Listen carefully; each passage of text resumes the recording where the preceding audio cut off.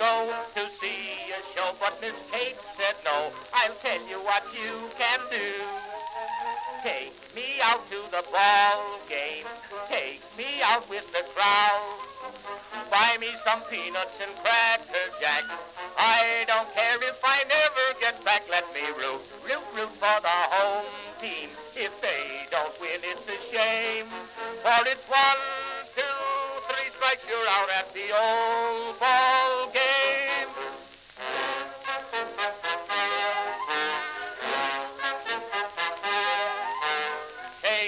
Casey saw all the games, knew the players by their first names, told the umpire he was wrong all along, good and strong. When the score was just 2-2, Casey knew what to do. Just to cheer up the boys she knew, she made the gang sing this song. Take me out to the ball game, take me out with the crowd. Buy me some peanuts and cracker jack. I don't care if I never get back. Let me root for the home team. If they don't win, it's a shame. For it's 1, 2, 3 strikes, you're out at the old ball game.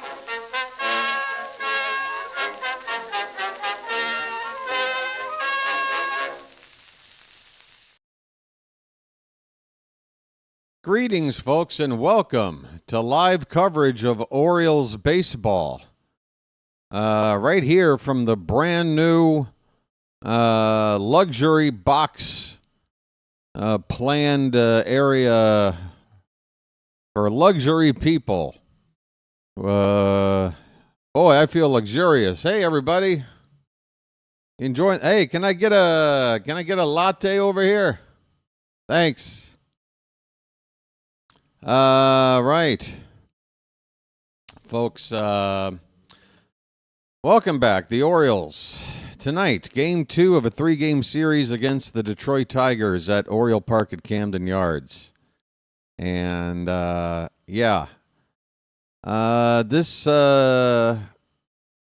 this particular game is being called, under 2 special circumstances. Number 1, in memory of Brian Wilson. Rest in peace, Brian Wilson.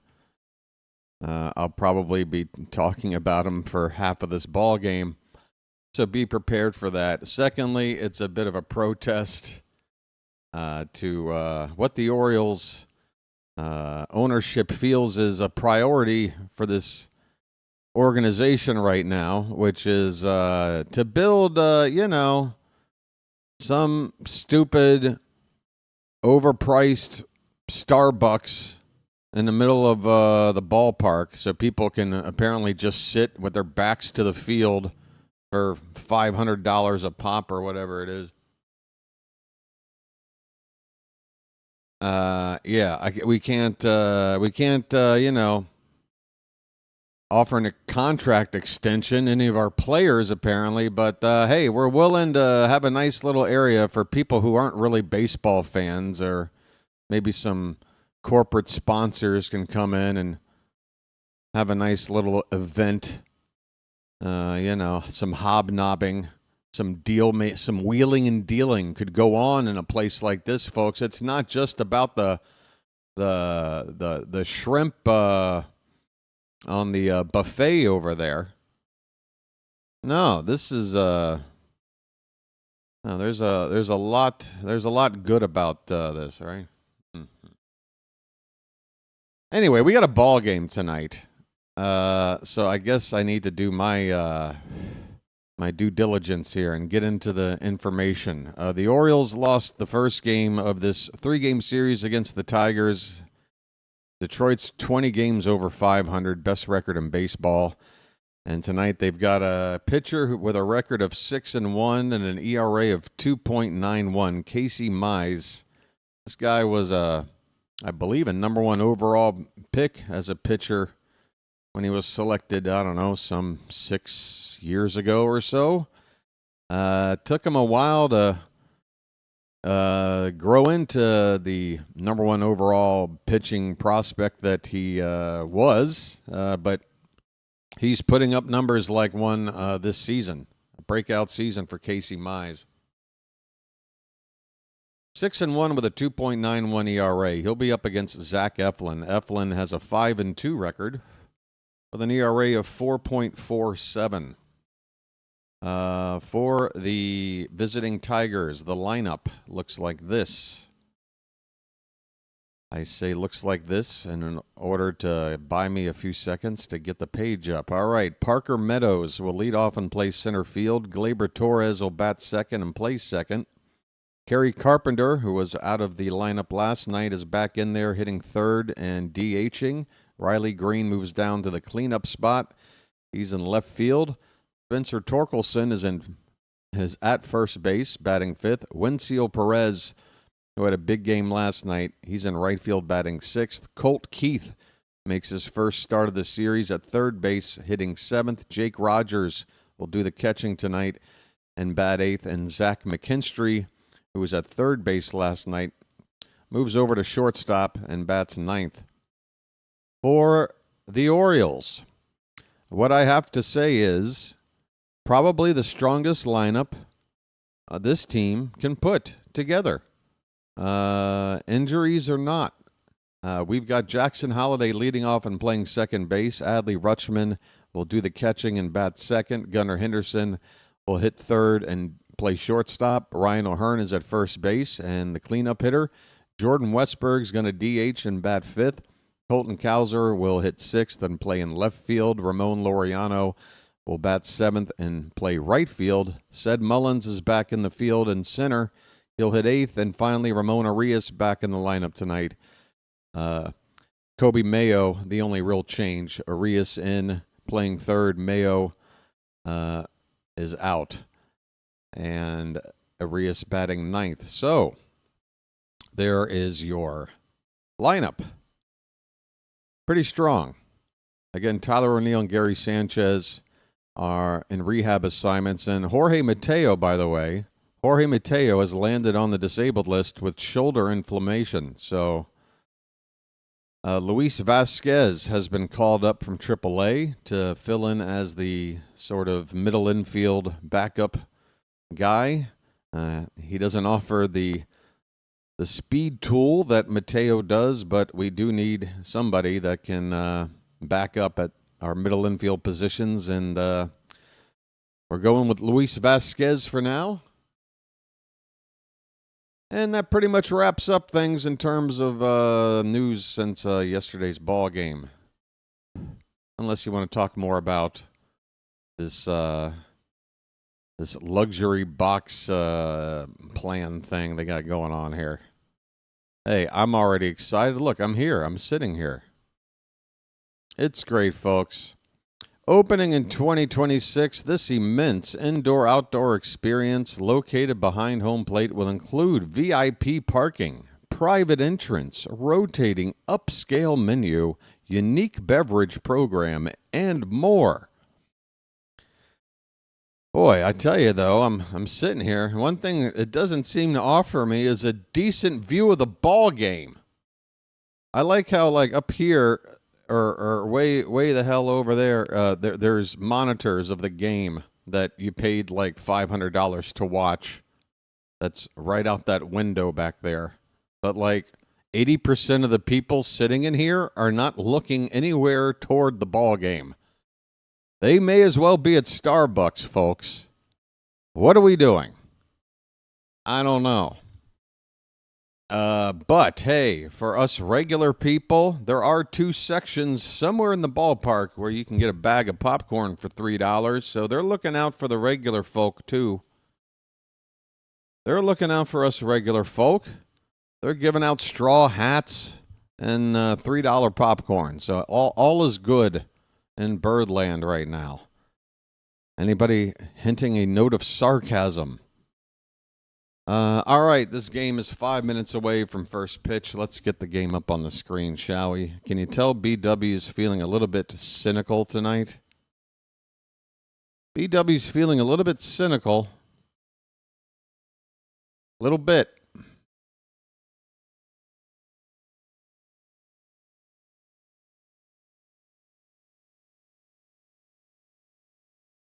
It's going to be Zach Eflin against Casey Mize. All right.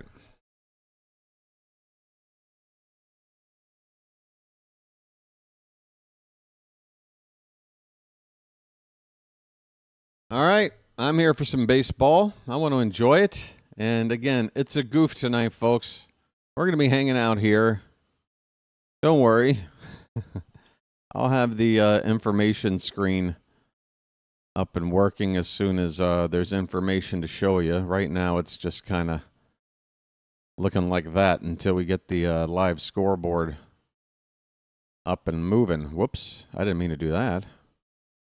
Got rid of the text. All right.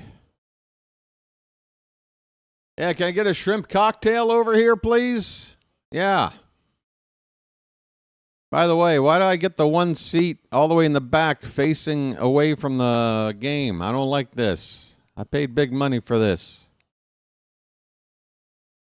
Charm City chat, how you guys doing? Is Morton pitching? No, it's Zach Eflin on the mound tonight. Birdland is here, coming through loud and clear. Big Cuzzo is here.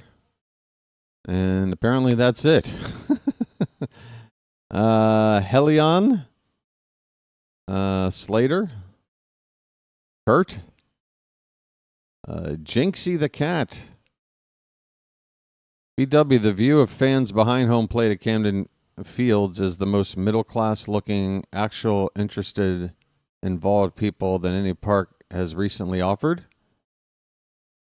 Well, that might change once they build this thing.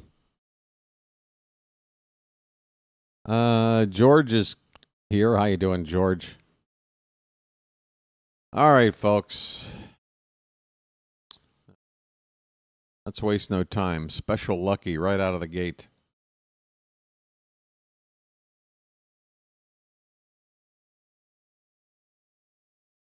Hey there, Daniel. I don't know, maybe some stuff I wrote in the Discord will remind me of a thing or two. Yeah, I won't bring that topic up yet, at least not for now. Folks, all I'll say is this. Look, if you're a channel that has got all the resources one could ever possibly need or ask for, and you have the privilege of being connected to pretty much any baseball person you want, whether it's an ex-player or a coach or a beat writer somewhere, and you have a facility that is pretty much unmatched in terms of access to the team, and you come from a family that is seemingly doing pretty good in terms of, you know, a career involving the Orioles. You know, it would really be nice for your channel to maybe not push so hard all the sports betting stuff that you're doing. It's kind of gross. It's kind of gross. Just saying. Don't think you need to do that. Hey, folks, it's another Bring Your Dog to the Ballpark night.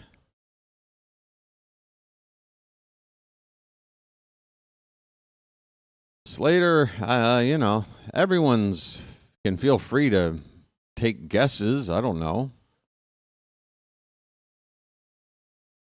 All right, Zach Eflin is on the mound. Thank you, Ronnie. We got Elwood here as well. Charles, Slater, and Ronnie.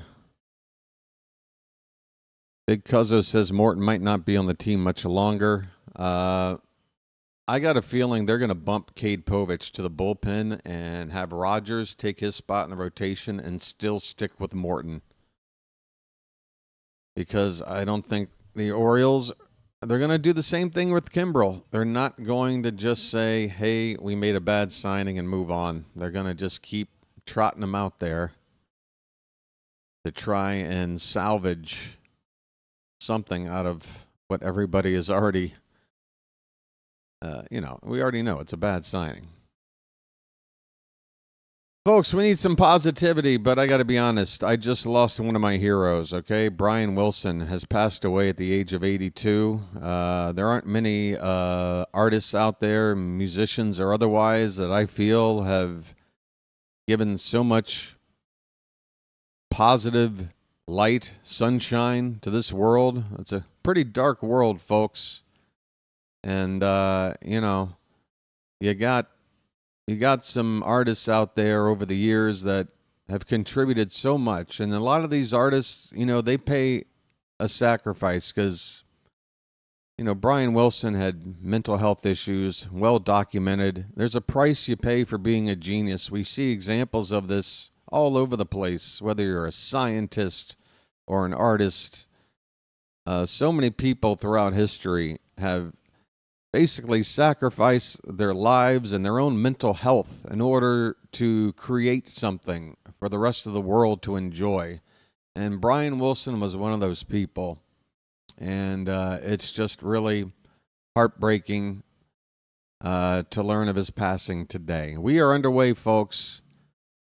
Baseball in Baltimore, Game 2, first pitch from Eflin to Parker Meadows is at the bottom of the zone for a called strike, and we are underway. Next pitch is a little bit inside, the count even up at 1-1.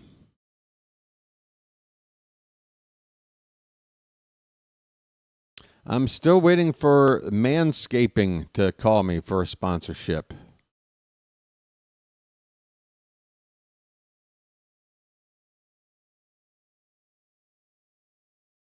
2-1 the count on Meadows. And this pitch is fouled away. Curveball from Eflin. Meadows' average is under 200. Getting a chance to hit leadoff here.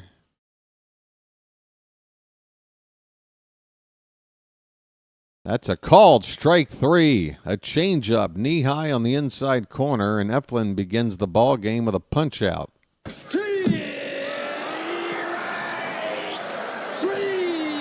Well, y'all come back now, you hear? Jinxie, how long you plan on hanging out tonight? Because I plan on answering that question in song at some point as a little bit of a tribute to the late Brian Wilson. Obviously, I have to go with a track off of Pet Sounds because Pet Sounds is probably one of, if not the most important recorded pieces of music in the 20th century. Here's a ground ball to third. Arias over to first in time, and Gleyber Torres is retired for out number 2.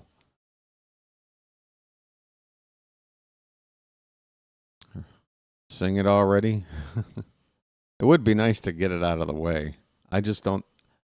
I was bawling for about 2 hours, and up until about 10 minutes before hitting the live button, still trying to clear up my sinuses. And yeah, this is one of the roughest ones for me, folks.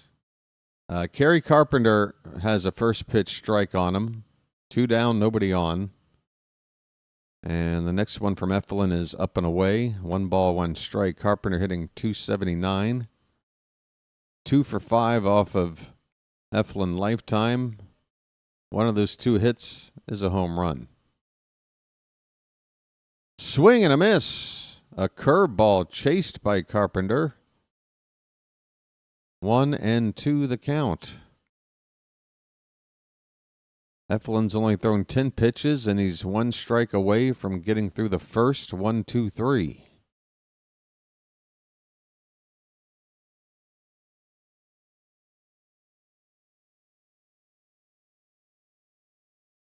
The 1-2 hit on the ground to the first.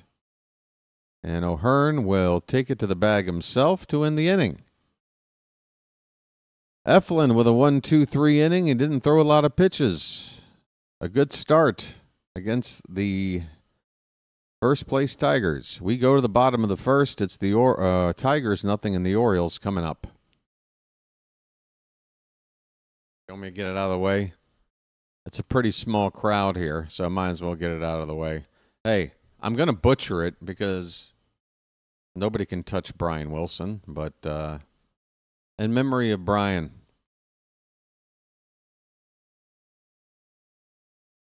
I may not always love you, but long as there are stars above you, you never need to doubt it.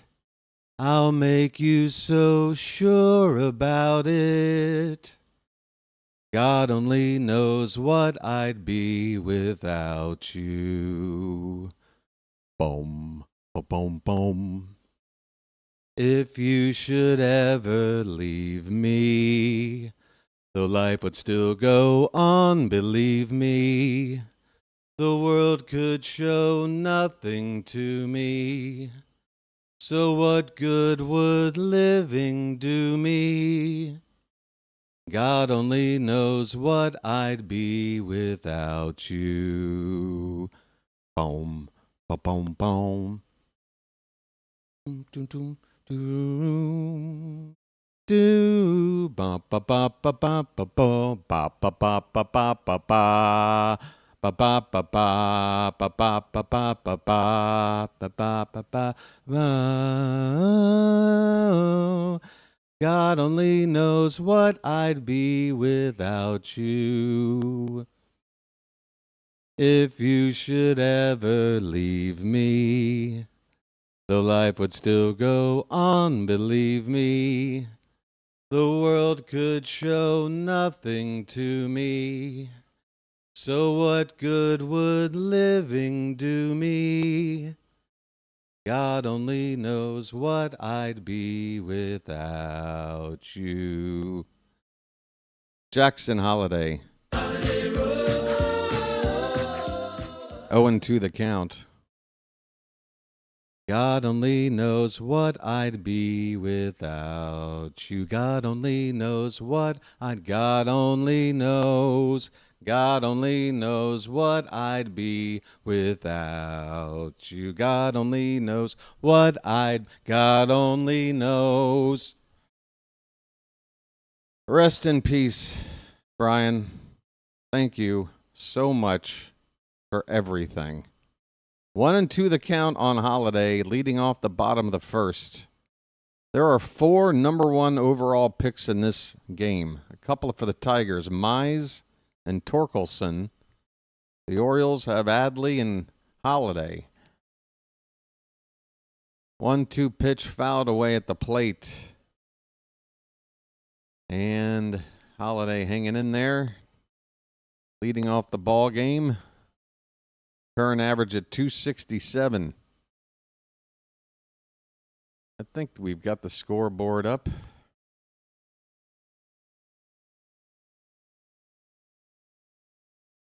Swing and a miss. Holiday chased a low one to strike out. 1 away in the bottom of the first.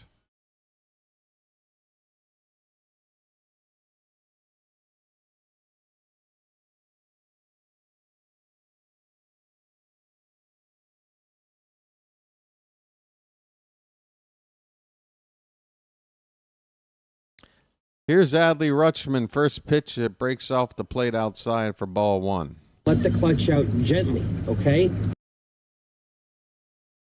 Orioles are wearing their black shirts with the orange lettering and white pants. Tigers in their standard road grays. That pitch is off the plate. It's 2-0.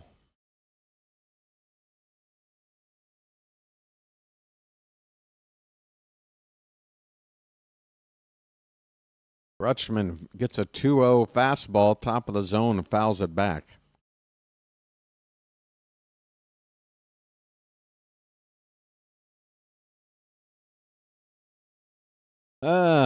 Folks, I'm loving it here in the VIP lounge. That pitch is outside. 3-1 the count. Hitters count for Rutschman.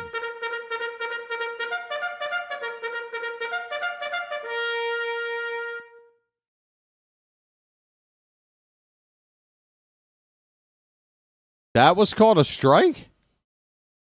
That was called a strike? What? That previous pitch was... Okay, it's 3-2 right now.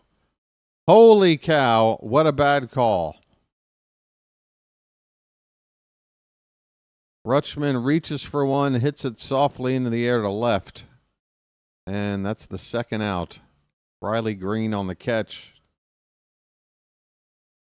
Folks, did anybody see that bad call? I try not to assume, but that pitch was so off the plate, I had to just say it was ball 3. Umpire called it a strike. 2 down for Gunnar Henderson.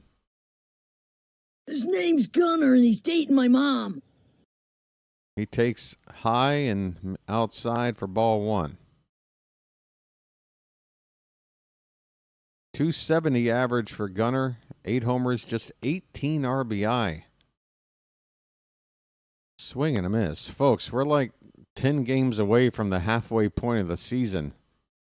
And Gunnar is on pace for like 40 RBI. What is going on? That pitch is low. 2-1 the count.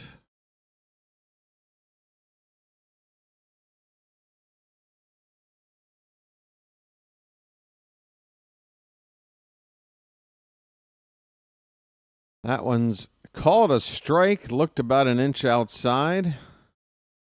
Gunner's not happy, asks for time, and indeed, on the replay, you can see that ball was not in the zone, so another call going against us.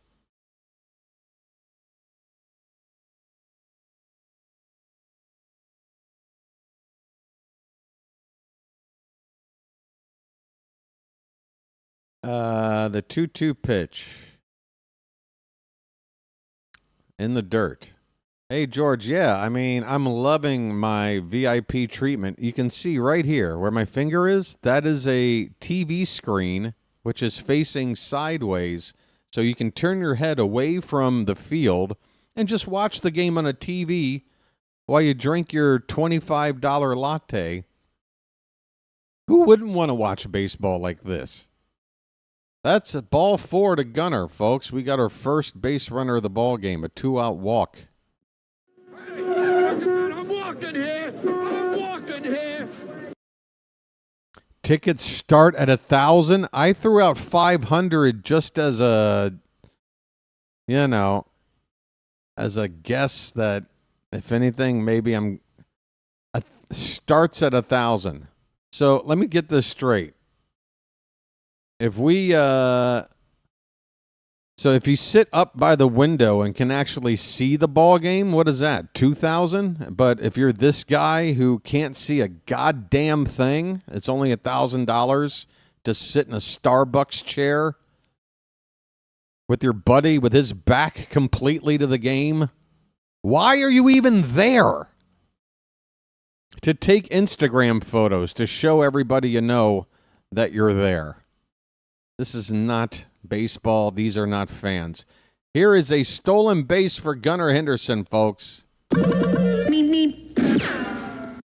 2-out steal of second puts him in a scoring position. His 8th swipe of the season with Ryan O'Hearn currently at the plate. 2 down, a chance to drive in Gunnar. Lights on. Let's turn and burn. They expect tickets to start at 1,000. Yeah, okay. You get a lap dance with that?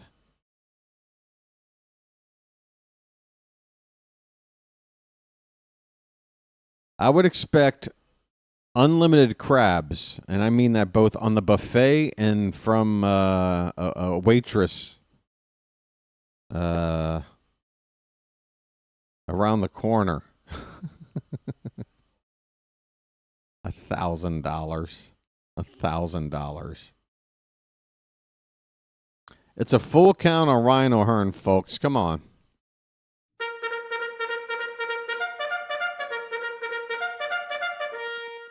That ball's hit in the air to center. It is going to hang up there. Meadows with the catch as he sprints in toward the infield, and the inning is over. The Orioles get a runner to second. After a walk and a stolen base by Gunnar Henderson, but he's left stranded. We go to the second inning now, no score. Oh, I don't know if I can do any requests, Jinxie. I did a song. I already feel a little bit, embarrassed. Folks, I'm noticing a bit of a flash go off at the top of the screen where the scoreboard is, like at the tippy top. Are you guys seeing it too? Are you seeing it like occasionally just sort of like flash? Because if you are, then I need to do something about it. I can tolerate it, but yeah, it just did it again. It just did it again. Is anybody seeing that? You are seeing that. Okay, what the hell is that about? Always something, man. Okay, let me see what I can do. Do a old-fashioned refresh first. Now, how the hell did I wind up there? Okay, now it's there. All right, we'll see if this works. I got a feeling it's going to do it again.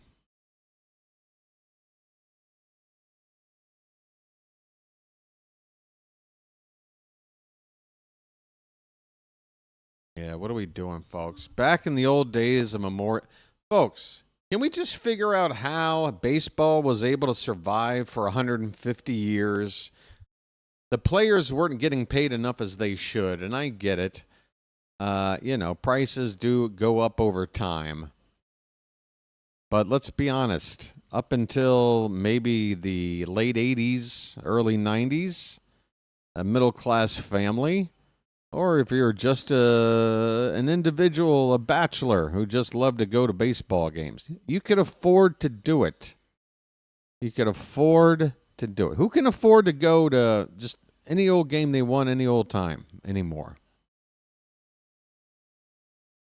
But last I checked, in the 20s, 30s, 40s, 50s, 60s, 70s, 80s, any decade you want to pick, the owners still make a profit.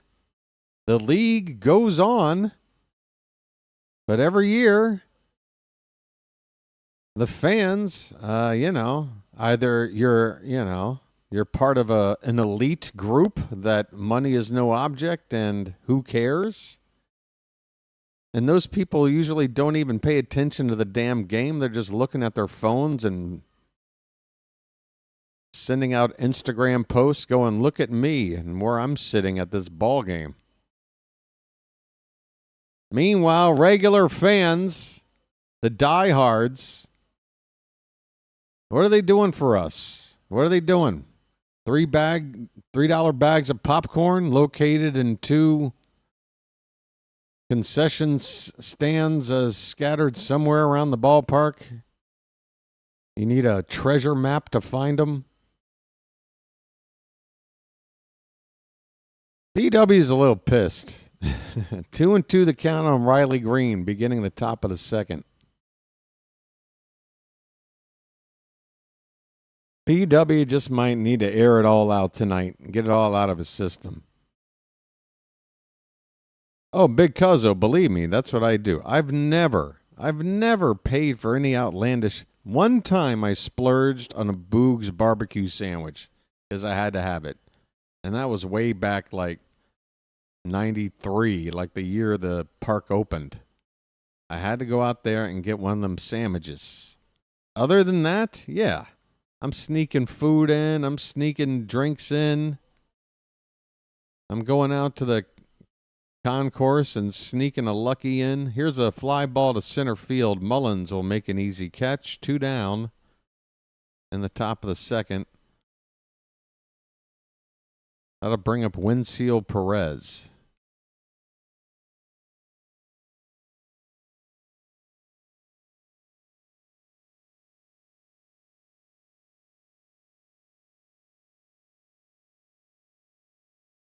It's gotten out of control, folks.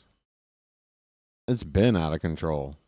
Janet and I were talking about it on the Discord. And a lot of people like us, regular folk, who love the game of baseball, just want to be able to afford to go as many times as we can because we love it. Well, our best option is to go to watch minor league games.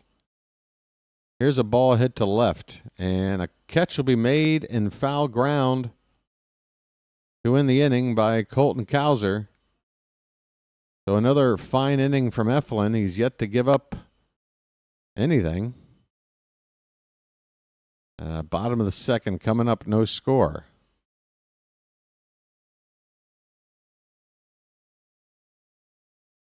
Folks, I remember even when Camden Yards opened, you could still, in the early years there, you could go down to like Fells Point or somewhere into a dive bar with a empty jug, an empty like gallon jug, like a milk jug. And you would hand it over to the bartender and say, fill it up. And it would be like $10 or something.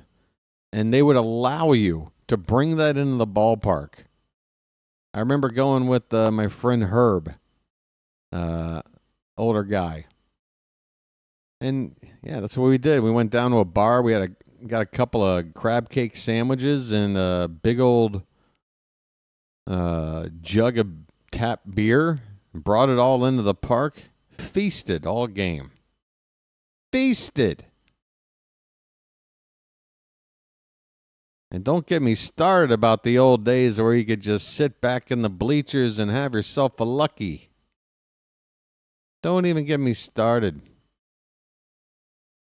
Gaming Kitchen, you're in the community. We are the last of a dying breed, folks. We're an endangered species. Old school baseball fans. Yeah, we're kind of getting together in a new school sort of technology-driven sort of a way, but that's the workaround. Instead of technology using me, I'm using technology to help try and, bring an atmosphere of the old days back a little bit.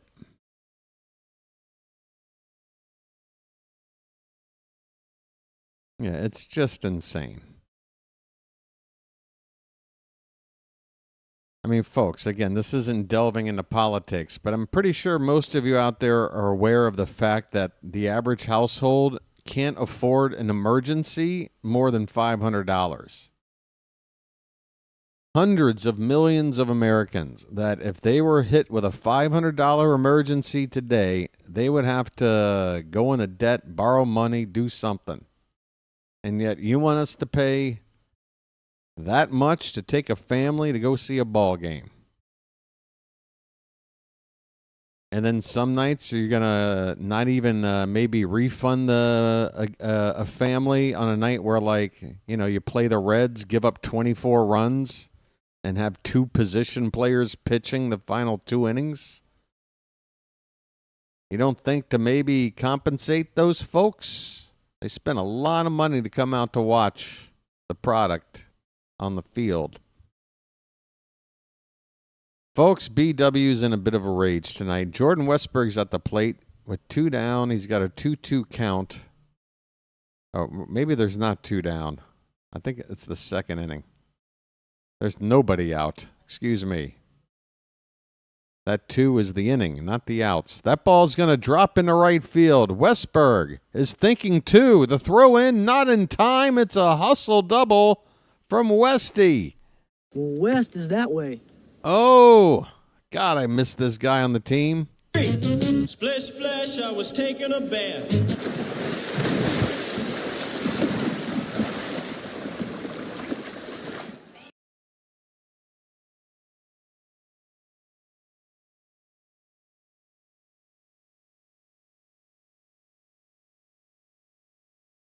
Here's the deal. If you love the Orioles and the only thing stopping you from going to every game is because it's just too damn expensive, then that's a problem.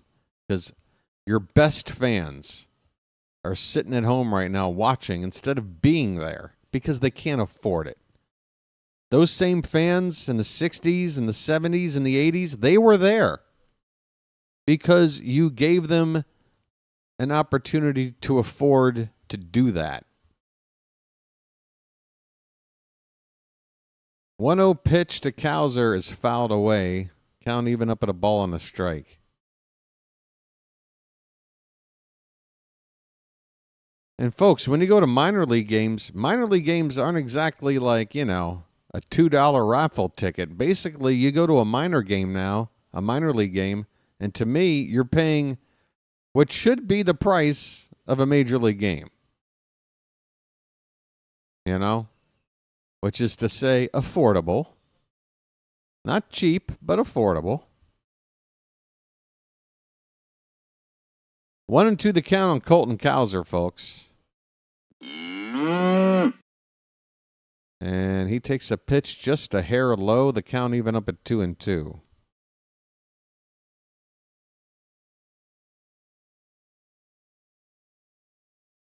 Runner at second, nobody out for Baltimore. Trying to take the lead.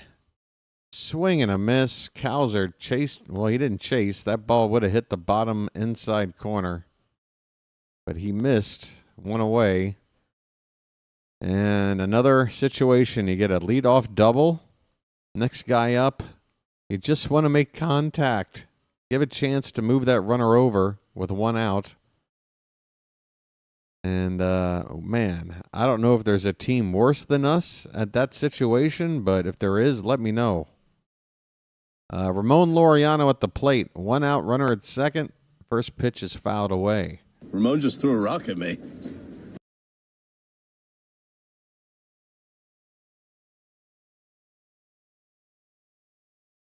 Laureano hit cleanup last night against a lefty starter. That ball's lined right back to the pitcher, and with the runner off base, Westberg is doubled off at second base to win the inning. Good grief. Big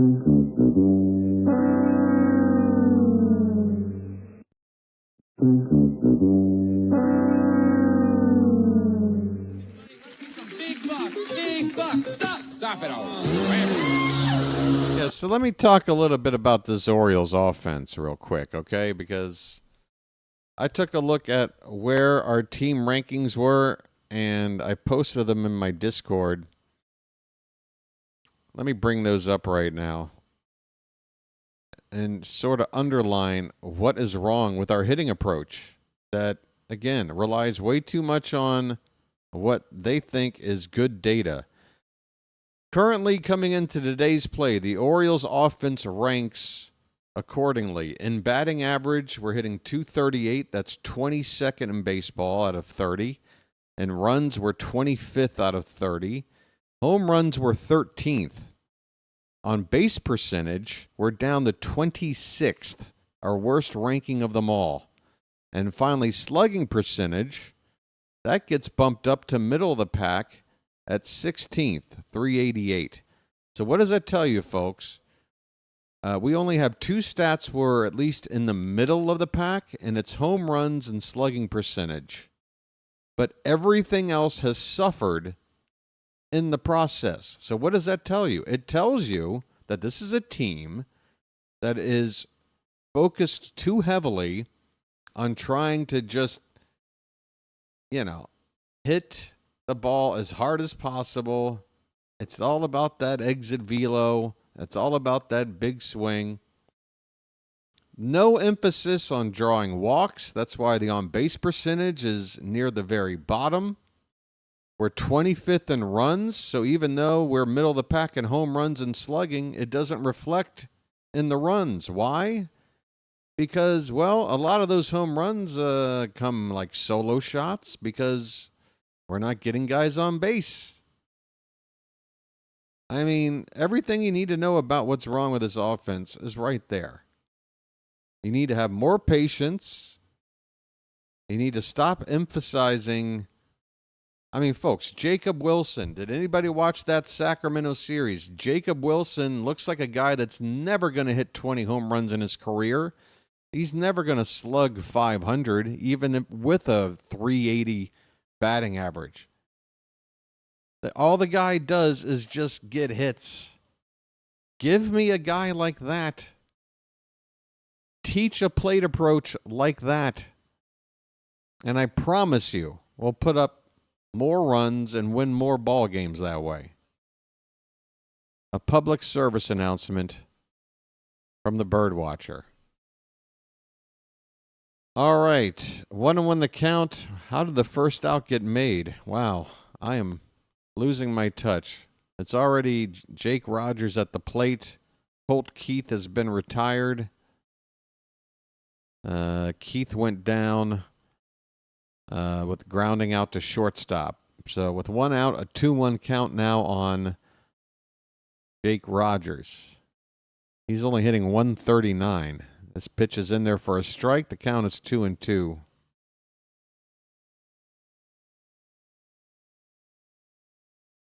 Yeah, Janet, I mean, it's the world's worst kept secret. So it's like you're seeing the result. That's what I'm saying. This is a large enough sample size. We're nearing the halfway point of the season. You see what our hitting philosophy has produced in terms of the rankings with other teams. It's not working. Here's a ground ball to third. Arias over to first in time, and the inning is not over. That's the second out. Now look, with an approach like the one we try, yeah, there's going to be occasional games where we're going to put like 13 runs up on the board because, either the pitcher is having a bad day or we're just finally, just stringing hits together because eventually you get into a run like that. But as a practice over the course of 162 games, no, I don't agree with our hitting philosophy. I think it's really screwed up. Zach McKinstry, ball 1 and now ball 2. A curve ball low from Eflin. McKinstry hitting 276. He's up there with 2 down, nobody on. Top of the third.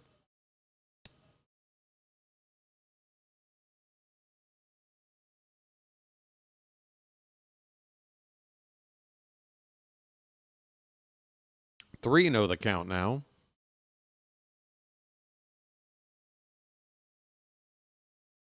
And suddenly the strike zone pretty tight on Eflin. He doesn't get a courtesy call.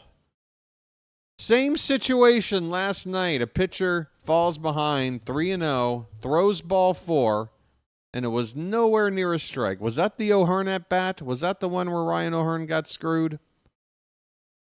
Well, we just saw the opposite play out here for the opponent. Eflin does not get the benefit of the doubt. It's a 2-out walk.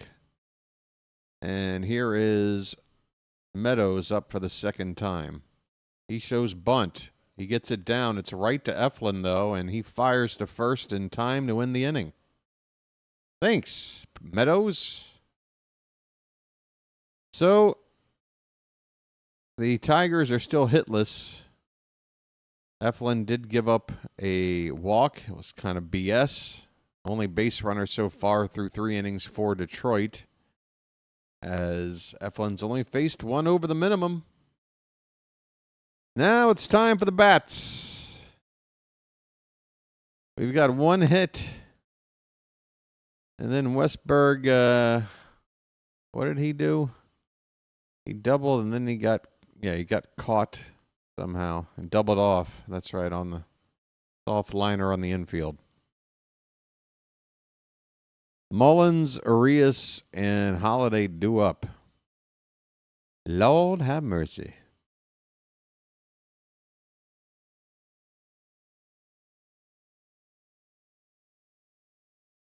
I'll tell you this, that Ryan O'Hearn at bat last night, that missed call, the one that Rob brought up, I don't know about you guys, but if Tony Mansolino is ever going to show that he's got some fire in him, and I think a manager needs to have that element. Not every manager needs to be Lou Piniella. Not every manager needs to be Ozzie Guillen and just going ballistic all the time. But you want your manager to show something. Because we got hosed. We got absolutely hosed on that call. And Mansolino didn't say a peep. Did not say a peep. You think Earl Weaver would have just sat there quietly after that moment? No frickin' way. Frank Robinson, you think he would have? Buck Showalter? Hells no. Folks, said Mullins, first pitch swinging. Is it a fair ball? It is. Mullins hits the first base bag. He's going for 2. A little bit of trouble getting the ball out of the corner, but said was already sliding into second. Folks, he knows what to do. Folks said, now you know what to do. Splash it up. Splish, splash, I was taking a bath.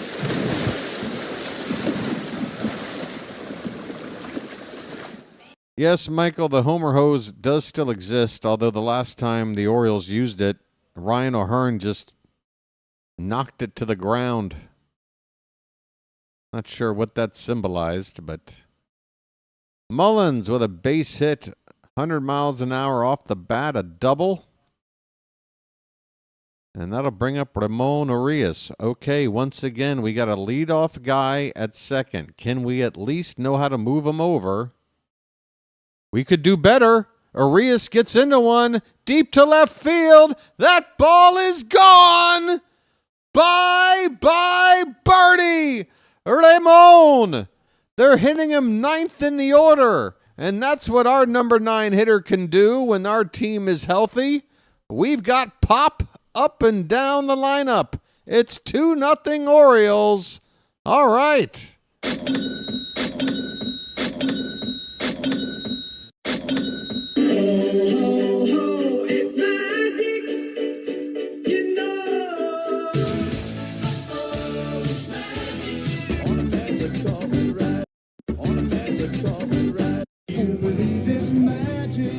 Let's see if the Homer hose makes an appearance.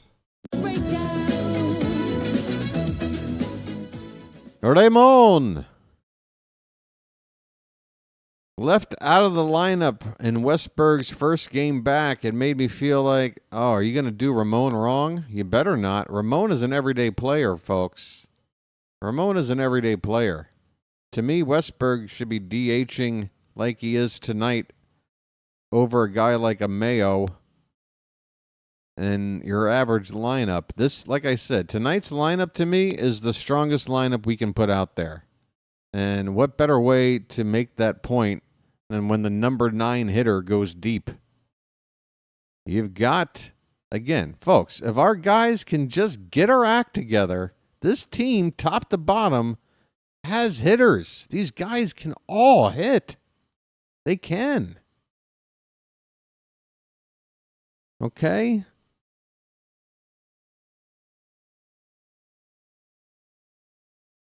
So, again, if this season turns out to where we wind up with middle to... We shouldn't even be middle of the pack in offensive categories. Here's a ground ball. It's a fair ball. And after initially thinking about going to second base, Torkelson wisely turns around and gets the easy out at first, unassisted put out of Rutschman. 1 down with a runner at second base now for the Orioles.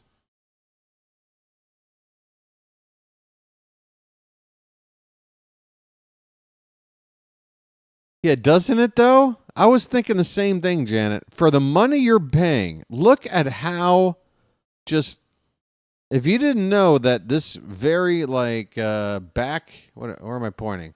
Like this window right here was the ball game.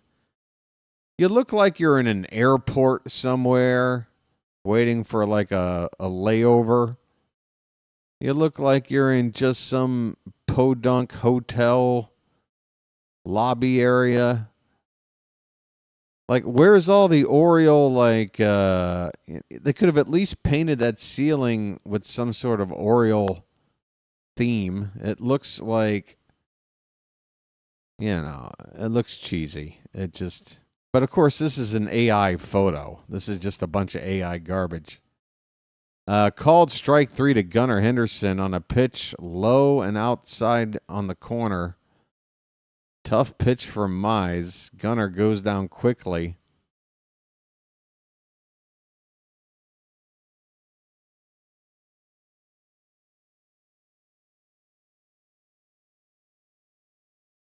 Yes, Chilo, we are winning. Ryan O'Hearn is going to foul one at the plate. It's 0-1. 2 down, runner still at second base. O'Hearn with a chance to make it 3-0 with a base hit.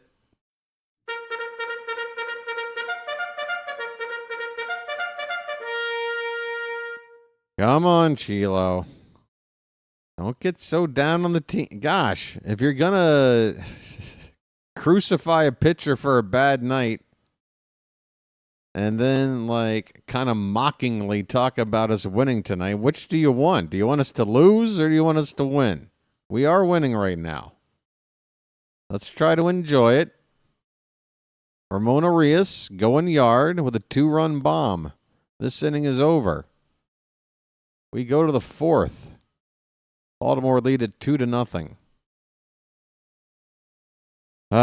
Me and Chilo. Are we ever going to see... Me and Chilo are like the odd couple. If we were ever roommates, I would obviously be... Is it Oscar? I'd be the slob. Clearly. The cool slob.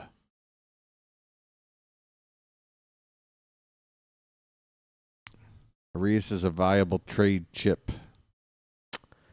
Yeah, well, I mean, it just depends on what we're trading for. I mean, if we're looking for like a pitching prospect, you know, you might get something there for Arias. But I'm living in a world right now where I'm willing to maybe let go of one of our bigger, younger players if it meant getting an ace in return and then just keeping Arias on this infield. I like Arias as an everyday player.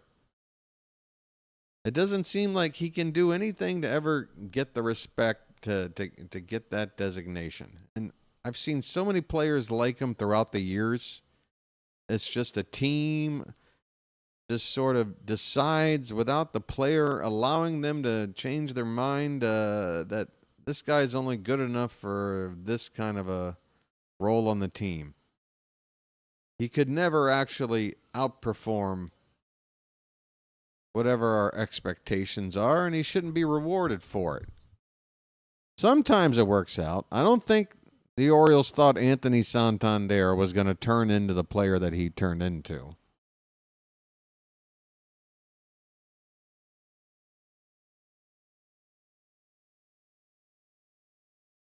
But anyway, we're in the top of the fourth. First pitch is fouled away by Gleyber Torres.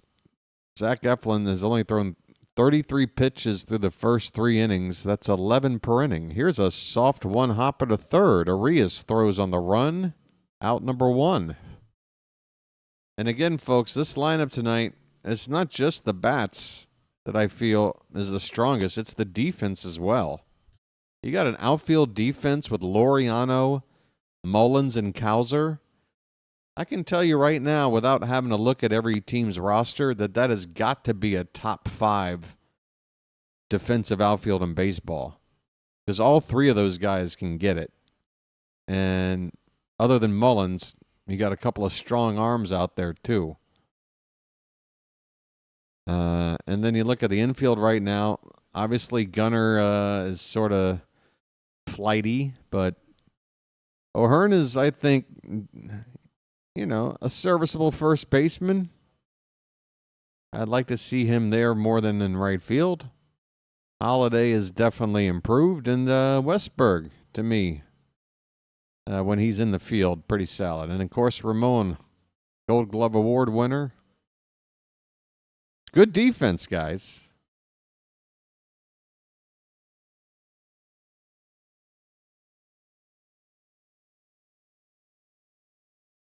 I could totally fix this team with one off season. I swear to God. I could. You give me like 4 moves. You give me 4 moves and I fix this team. 1 starter. 1 bullpen guy. I'm bringing in probably another utility player that could be what Mateo would be, but better. And then let me think about that 4th move. But that's it. I need 4 moves, and I can turn this team Okay, the fourth move, I go get Bruce Bochy. Manage the team. Swing and a miss on a 2-2 pitch to Kerry Carpenter. Folks, I know I'm not calling it pitch by pitch so far tonight. Again, my mind is a little bit, it's a little bit off.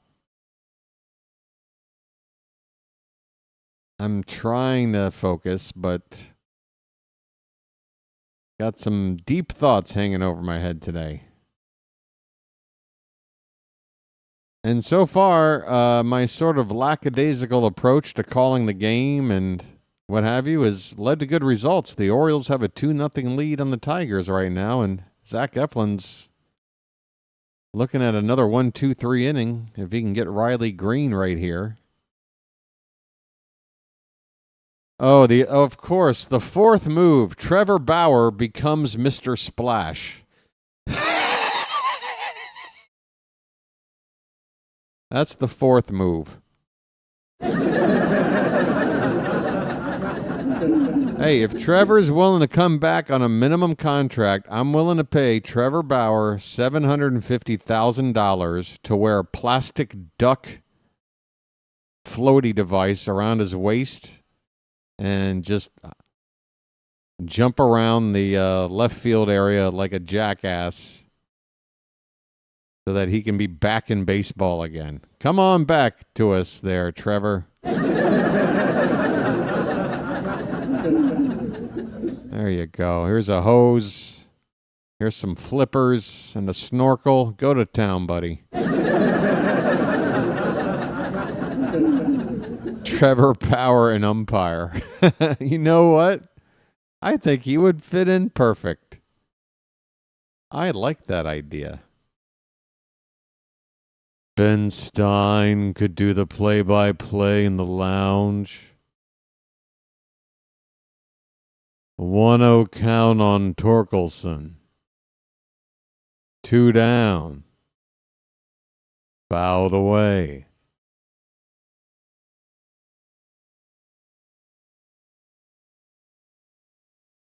Do you have dry eyes? Astigmatism? Clear eyes?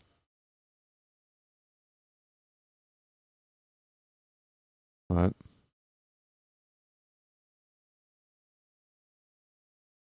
One pitch is fouled away by Spencer Torkelson. 1-2 the count.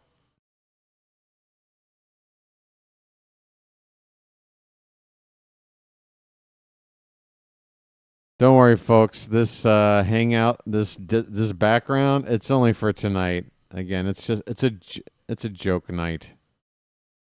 I just feel like we had to do something stupid to fix the vibes right now. Zach Eflin just got a strikeout, folks. He's off to a great start.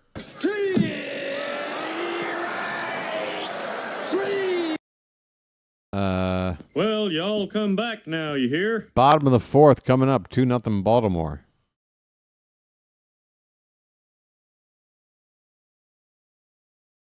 It's never over, folks. It's never over. The big one. What? Over? Did you say over? Nothing is over until we decide it is. Was it over when the Germans bombed Pearl Harbor? Hell no. It ain't over now.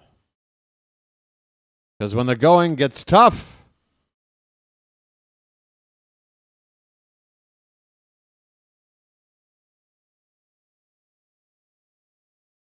the tough get going. Who's with me? Let's go. Oh! Hey, High Priest. How you doing? Hey, welcome to the brand new swanky hangout. I'm in the VIP lounge of the brand new Camden Yards Instagram influencer seating area. That's right. Wait, is that Hawk Tua girl over there? Folks, I do believe that's I believe that's Hawk Tua girl right there, getting crab cake from the buffet line. I mean, folks, we got all the celebs in here. Nothing but the best and brightest that modern American pop culture has to offer, folks. Who needs Brian Wilson? We've got Hawk Tua girl.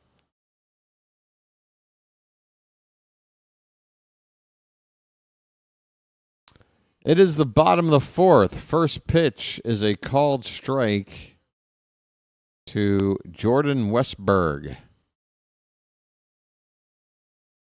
Folks, Westburg West is that way. has already gotten a hit tonight. A 2-bagger.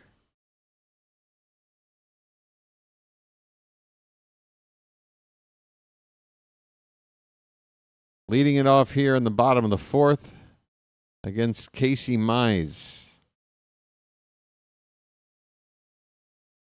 1-1 pitch off the plate, 2-1 on Westy.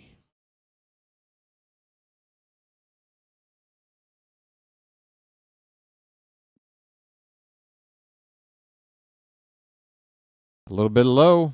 We got a 3-1 count on a good hitter.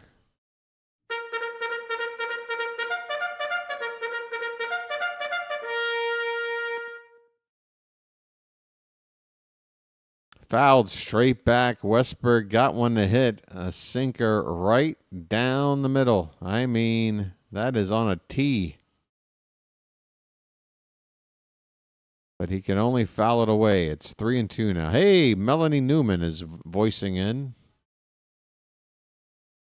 This one's fouled back. Still a full count on Westburg.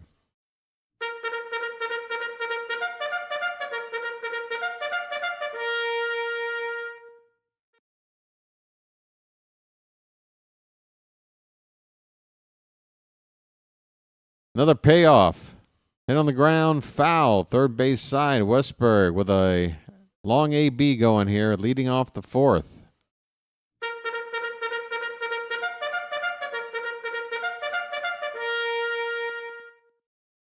Tell you what, Westburg just might be the right-handed bat to be putting into the heart of the order like he's hitting tonight. Up and in, ball 4. Professional at bat from Jordan Westburg. Good to see. I got to tell you, before he got injured, he really was struggling. You don't want to say maybe the injury did him good, because you don't want this guy out of the team for very long. But again, folks, your boy's always looking for silver linings, and all I can say is Westburg is looking like prime Westburg right now after coming back from that injury. Here is the milkman, folks. Let's get those cows up.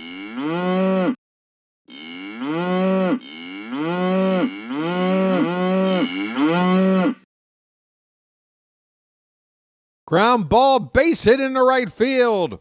A worm burner. Westburg can go first to third. There's nobody out, and we've got a rally cooking.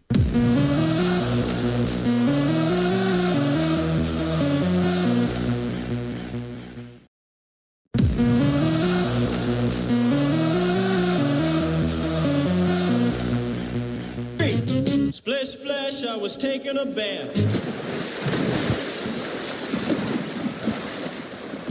I tell you what, when the lineup's healthy and there aren't many holes, there's no breaks for the opposing pitcher. Here's Laureano. Come on, buddy. Get one in at least. Top of the zone, called a strike. Ramon just threw a rock at me. Laureano 0 for 1. First and third, nobody out. Westburg, the runner at third. Cowser at first. Decent speed. Well, Westburg's decent. Cowser's above average.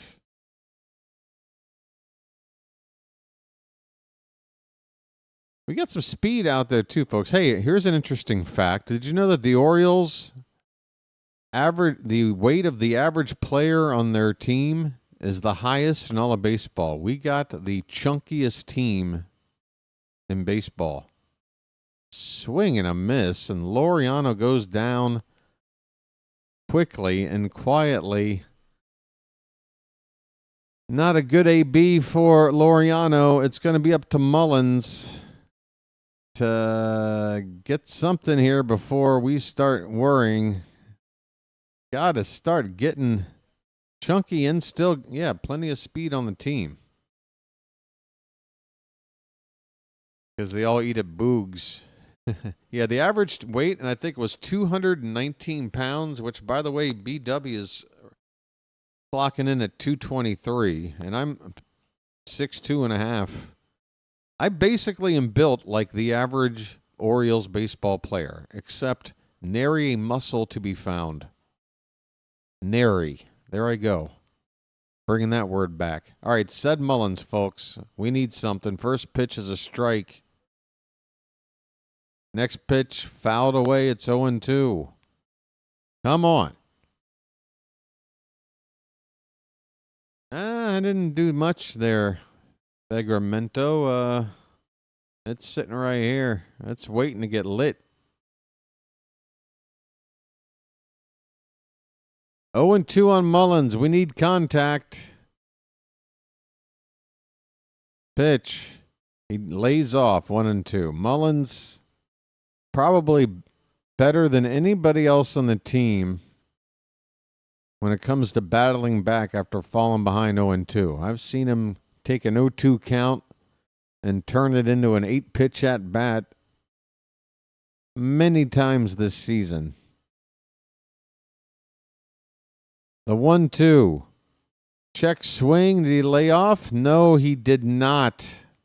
And Mullins is retired. 2 down. Runners at the corners. Nobody out. And now there's 2 down.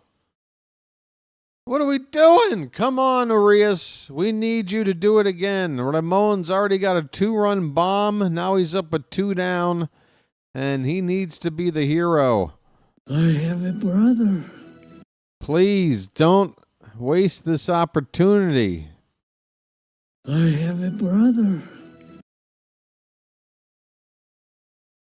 Janet, everybody knows that.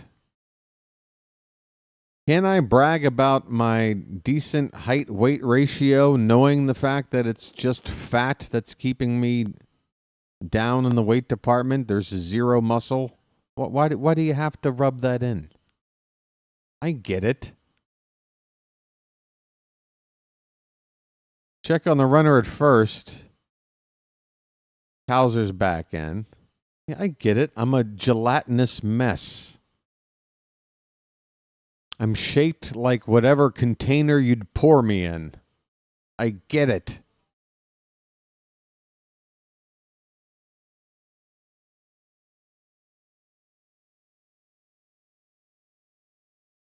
Two and 0 on Arias. And on the ground. Right to third base. And the inning is over. Jesus Christ. Yeah, boy. Big buck. Stop it all.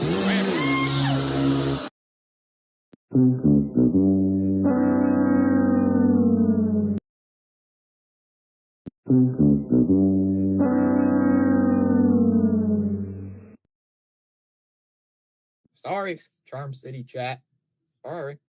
I apologize for Baltimore.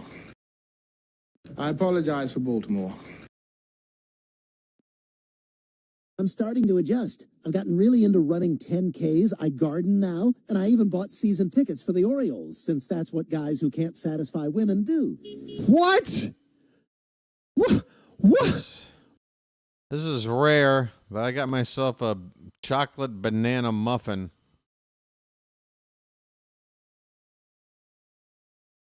I know these are really bad.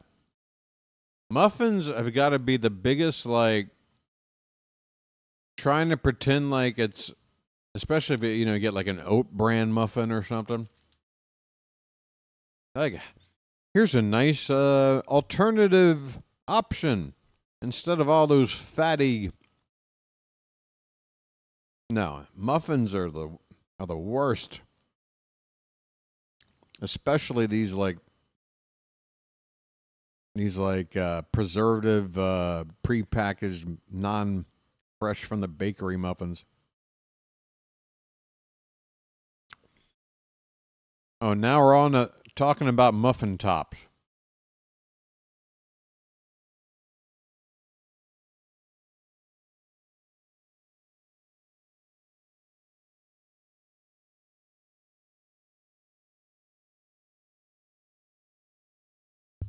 Cal Ripken and John Harbaugh sitting next to each other in the front row. Rutschman might have a play. He leans into the netting, but it's out of reach.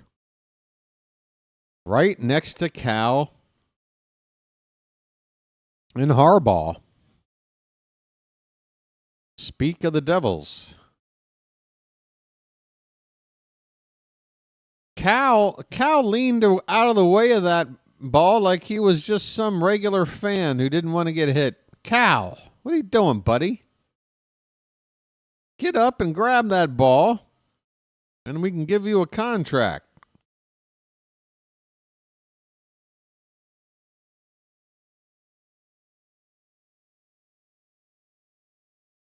Oh, and 2 the count on Winfield Perez.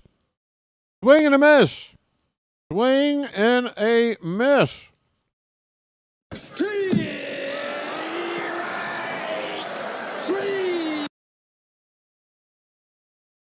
Well, y'all come back now, you hear? Sorry, folks. I'm parking this muffin as quickly as possible. Sorry if you're hearing like muffin chewing.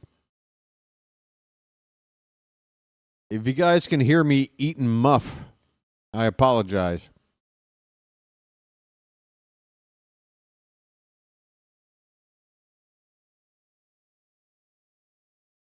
Believe me, I had to apologize to my roommates for the same thing a lot growing up, my 20s. And here's a ball hit out to left field. Cowser with the catch, 2 down.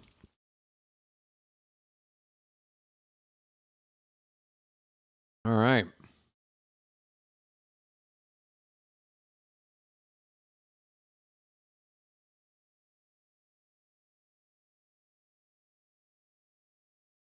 BW eats another muff. 2 down, nobody on, top of the 5th. Jake Rogers swinging a miss on the first pitch.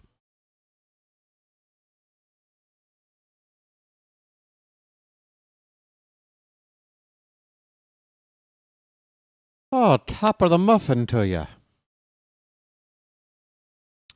Well, wasn't it Elaine that was obsessed with eating only the muffin tops? Or was it Jerry? I mean, I agree. The muffin top is the best part of the muffin. Ground ball to Arias over to first in time. Rogers retired. Another smooth inning for Zach Eflin. He is cruising, folks. 5 innings of 1-hit ball. We go to the bottom of the 5th. The Orioles lead it 2-0. Cal Ripken sitting in on the ball game. A lot of Ripkins coming up tonight. Folks, I'm going to open up the back door. It's not a euphemism. And I'll be right back. So don't you go anywhere. Folks, we lost a hero. We lost a legend. Rest in peace, Brian Wilson. Every time I'd wake up and I'd turn on the Beach Boys, it was always, instantly, a very, very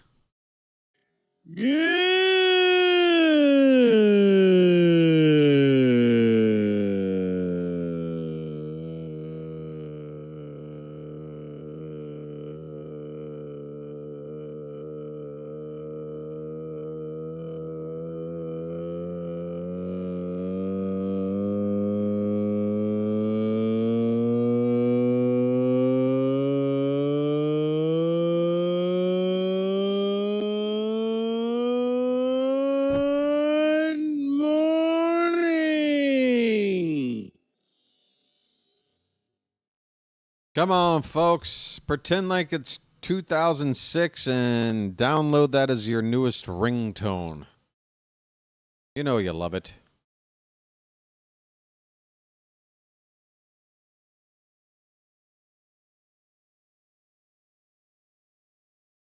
My roommate had to tell me my overnight guest was his coworker's and didn't know. Wait a minute, I'm confused.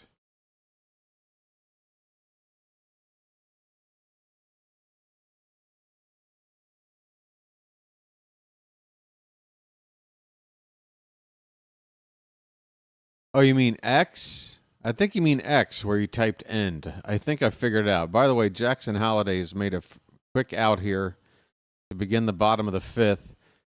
I was looking away, trying to figure out what Patrick was talking about. So his coworker's X, I think is what you meant to say.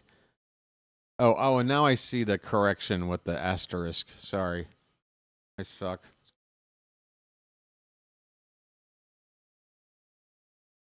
Rutschman's at the plate, 1 out. Takes up and away for ball 1. Let the clutch out gently, okay? Adley's 0 for 2. Casey Mize is up to 70 pitches. 1 out in the 5th.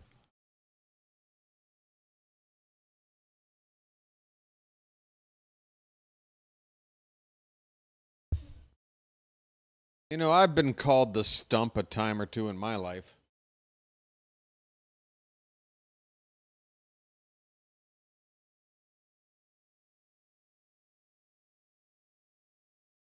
Oh, you better jinx it, boys. Here comes the stump. Here's a fly ball foul off to the left. 1-2 the count. Okay, fellas, let's get with the program. All right, look. We got a job to do. You guys are sitting around like a bunch of kids on the playground. Here's a base hit in the right field for Rutschman. A 1-out single. Line drive. He's on.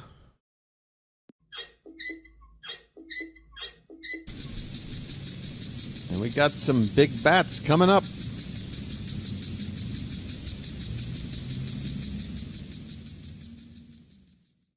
You guys are here to do a job. The less you know about each other, the better. So I'm going to assign you a bunch of aliases. You're Mr. White. You're Mr. Blonde. You're Mr. Orange. You're Mr. Blue. Here's a ball hit in the right center for Gunnar. That's a base hit. Adley stops at second. Back-to-back singles from Gunnar and Adley. That's the maybe third time in a week where they've gotten on together back-to-back. Of course, they hit back-to-back home runs. What was that, in Seattle? Nice to see these two linking up. All right. 2 on with 1 out for Ryan O'Hearn, folks. Lights on. Let's turn and burn. Oh, he went after a bad pitch low and in. I got to tell you, O'Hearn, just in recent games, has looked a little bit off. He's 0 for 2 so far tonight.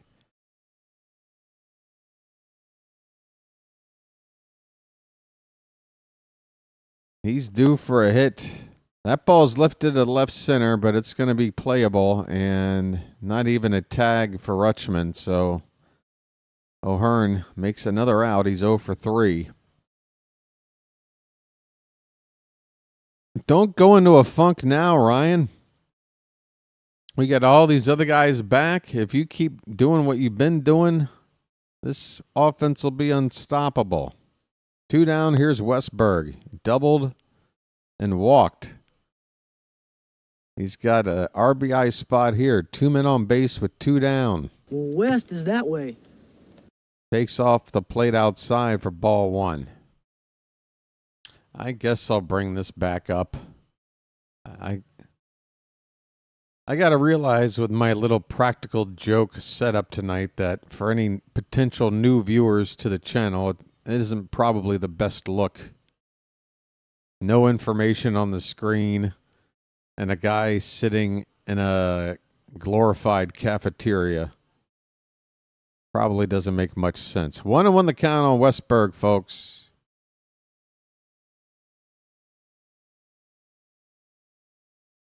That ball's in there for a strike. 2 strikes, 2 down, 2 men on base. The Orioles trying to add on to this 2-0 lead.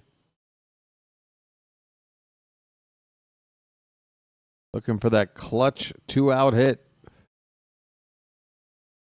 Westberg lays off a pitch low, 2-2. Bugle time.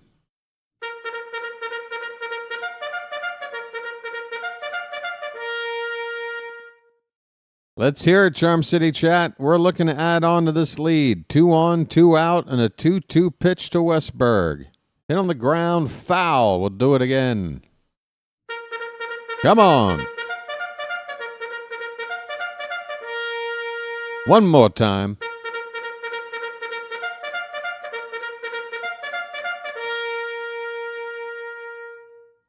Well done. Another 2-2 to Westy. Laid off that pitch way outside and low, full count.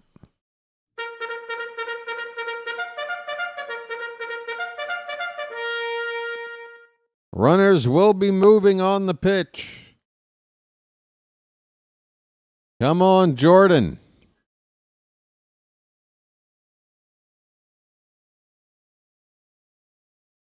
Come on, buddy. Mize steps off the rubber. He's up to 82 pitches. And Colton Cowser waiting on deck if Westberg can continue this inning. All right, here we go. The 3-2 to Westberg. On the fists and fouled away. Westberg hanging in there.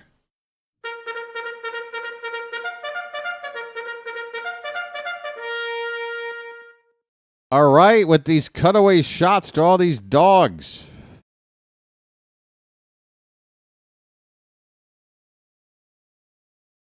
The payoff. Called strike 3. Westberg was hoping that ball would drop down or away. It just stayed on the outside corner at the knees. And he is rung up looking. The Orioles have left now 6 men on base. 6 men left on base through the first 5 innings. We go to the 6th. Still 2-0 Orioles. How long can we get away with a 2-run lead? How long can we keep a Tiger team shut out? Zach Eflin's doing everything he can. 1 hit and a walk through 5 innings. We got to give him a little more support. 7 hits for Baltimore. Scattered. Where's the big hit? We need it. Runners left in scoring position with 2 out. Arias has left 1. O'Hearn's left 2. And Westberg's left 1.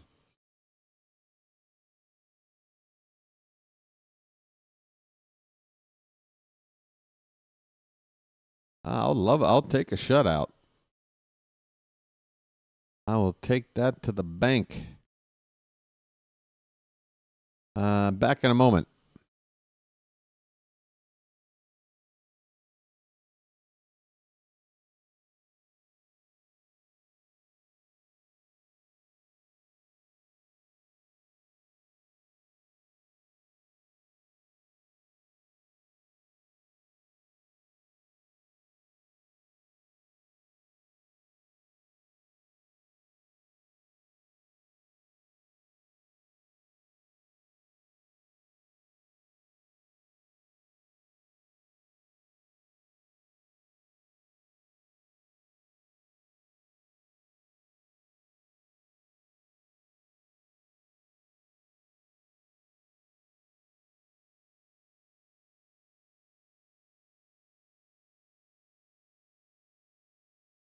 First pitch, line drive, right to third, caught by Ramon Arias. Zach McKinstry lines out.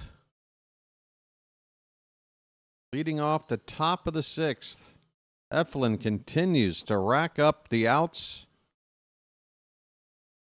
A 1-pitch out here. Here's Meadows back to the top of the order. He looks at a first pitch strike. Just 59 pitches for Eflin.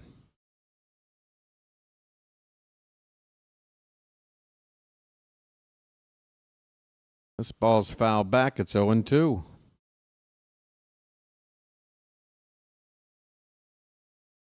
Meadows has already struck out once tonight. He's also grounded out.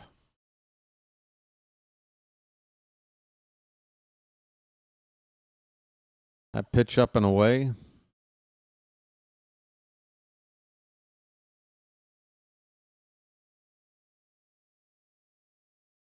Top of the order with 1 out.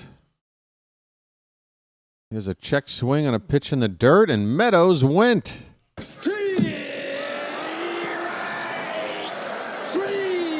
Well, y'all come back now, you hear? Yeah, I'm looking good here in the VIP section here, Joel, don't I?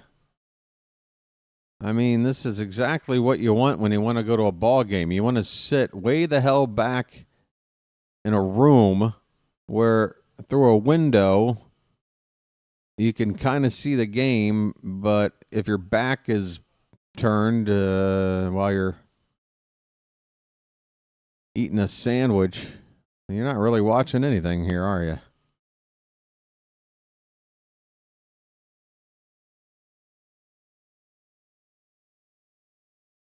Yeah, they could at least put a jacuzzi in here somewhere. Here is Gleyber Torres. After a 1-0 count, Eflin evens it up with a strike. 1 ball, 1 strike on Gleyber, who's 0 for 2. Lays off 1 low, 2-1.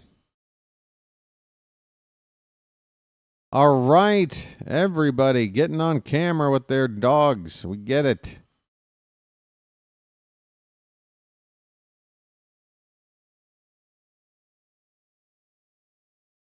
One pitch is a called strike. By the way, folks, I love dogs. I love dogs. Here in Thailand, we got street dogs, wild dogs. I'm friends with some. And there's others I keep a 30-foot distance from at all times. Here's a line drive base hit into right field. Torres is on with a 2-out single. Just the second hit given up by Eflin.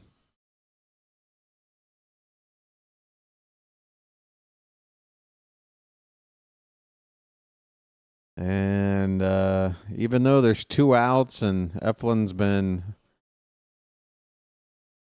cruising for the most part here, can't take this situation lightly. You got Carpenter up and Green on deck. 2 lefty batters that can do damage. And Carpenter, first pitch is high for ball 1. Continental breakfast. I want more than that. Look, for what I'm paying, I want Melanie Newman on a table with sushi on top. For what I'm paying.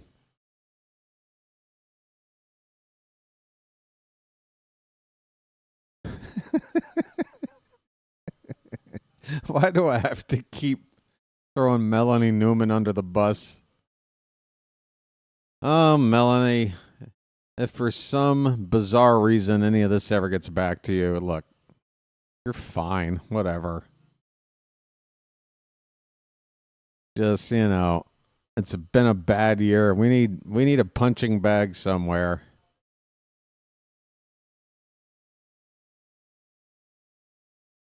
Here's a ground ball to second. Holiday will go to first, and the inning is over. Another solid inning. Eflin did give up just his second hit, but that's it.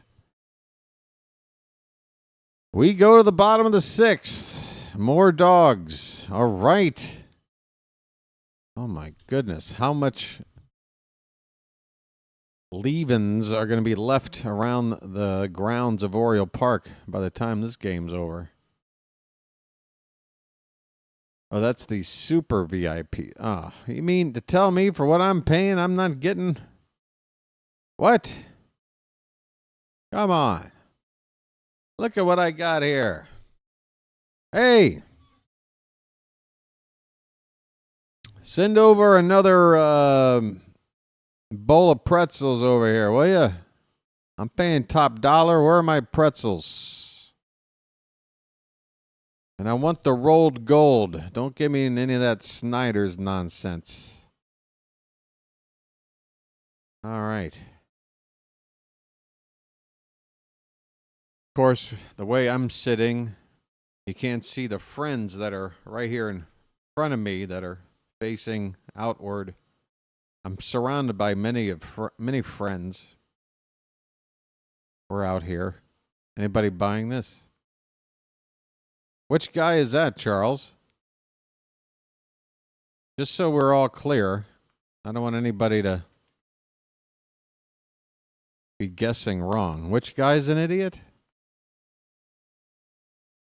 One of the umpires, right? I mean, don't leave us all in the dark on this. So, which guy?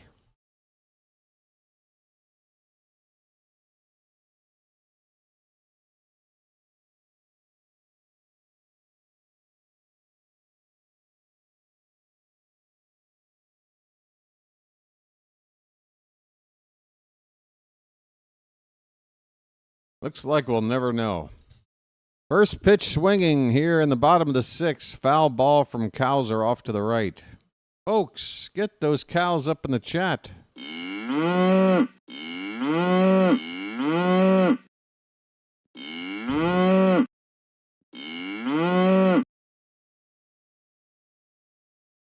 What are we implying, Charles? I'm sorry.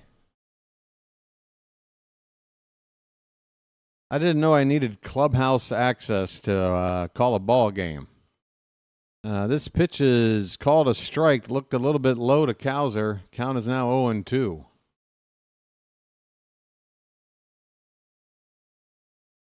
What's on your mind, Charles? Content not good enough for you? It's too bad it's the only option you have. It's too bad there aren't about 850,000 other YouTube channels to go to for free content. It's best to just stick around with one you don't like and complain about it. Makes sense.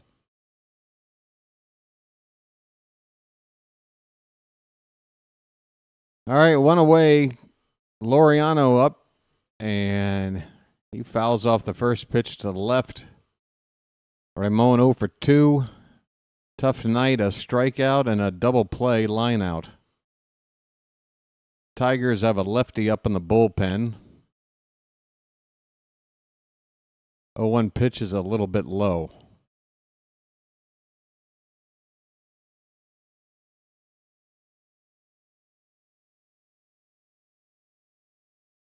And I've been to Uncle Nutsy's clubhouse, so I do have experience. That ball's line, base hit over the glove of the shortstop. Laureano serves it into left center field for a one-out single. Let's see if the Orioles can put a rally together and get the big hit. Come on.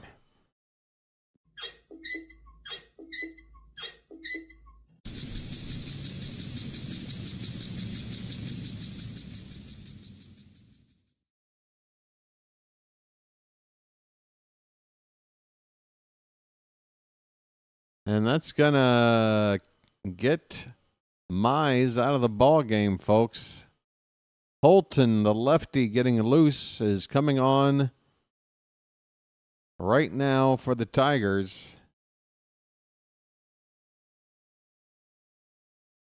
Tyler Holton with Ced Mullins, the lefty, due up next.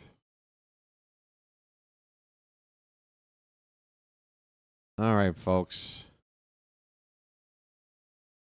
Hey, by the way, folks, don't forget to hit the like button, especially if you're named Charles Green, because I know you love what I'm doing. And think about subscribing if you haven't done so already. Subscribing, folks, it's no big whoop. There's no commitment, no obligation, and no salesman will visit your home. You're just making it easier on you and for others to find the BirdWatcher Channel. And, yeah. No big whoop. Do what you feel. 74 likes at the moment. We got about 100 people here.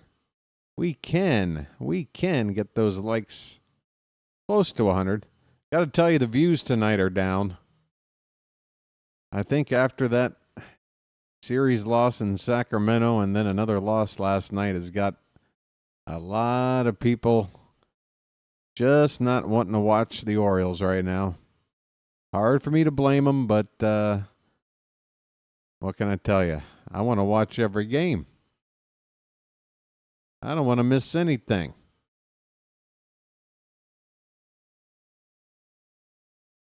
Like my boy Jordan Westberg here. Well, thank you, sir. Much appreciated. All right, we're one out in the bottom of the sixth. Pitching change for the Tigers. Tyler Holton, a left-hander on with Sed Mullins at the plate. You know what to do. Said, now you know what to do. Mullins, first pitch swinging and lines it right at the right fielder for the second out. Mullins. That ball was hit 104 off the bat and has nothing to show for it. Oh, it's so frustrating, folks. We've had a couple of hard-hit balls tonight go right at somebody. Here is Ramon Arias, 2 down. He goes after the first pitch. This ball's hit in the right, and that ball's going to drop. And the right fielder has it get past him. The lead runner will go to third. Arias can't get an extra base, but Winfield Perez with a misplay. He may wind up getting away with no error if they assume the lead runner would have gotten a third regardless.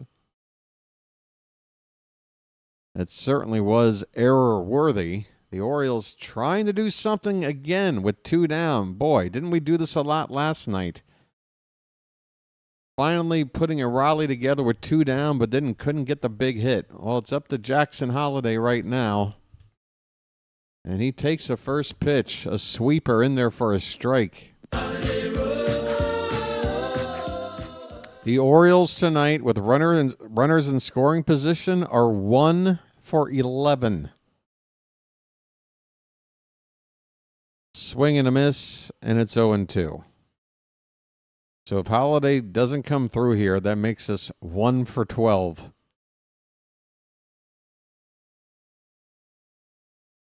Meanwhile, the Tigers have not had a runner in scoring position. And yet, 1 inning with just a walk and a home run or something, and this game is tied up. That pitch is off the plate, low and away. Catcher pops up, faking a throw.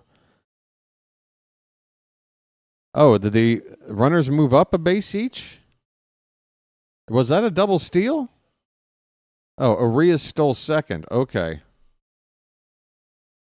I gotcha. Arias stole second, and the catcher, rather than trying to throw him out, thought better about it, and it doesn't matter as Jackson Holliday stares at strike 3 at the bottom of the zone to end the inning. The Orioles have now left 8 men on base through the first 6 innings. Frustrating as hell. 1 for 12 with runners in scoring position. 8 men left on. If you want to know how to feel frustrated about a game that you're winning against the team with the best record in baseball, well, that's the script. That's how that's how you take a game you're winning and shutting down the team with the best record in baseball through 6. That's how you make it not feel as good as it should. 1 for 12 runners in scoring position. It is 88 degrees. Ooh, it is I bet you it's humid too. Is it humid in Baltimore? You folks out there in Charm City? You guys got a lot of humidity out there right now? Plus 88 degrees at night? Oh God. So it's worse. Folks, if you think Thailand, if you think the weather out here might be a little bit too much to handle with the heat and possible humidity, it don't get that bad. Ouch. You can swim in the air. Ugh, God, I hate that. Days like that, folks, I don't leave the apartment or wherever I am. Well, I don't know, Janet, you know. I mean, I'm asking if it is, assuming that it is. I'm just trying to confirm because I've lived there. I know in a given 100-day stretch between June, July, August, or whatever, you're going to get a few days in there where you get a little bit of a break. All right. Well, I mean, I know you're joking.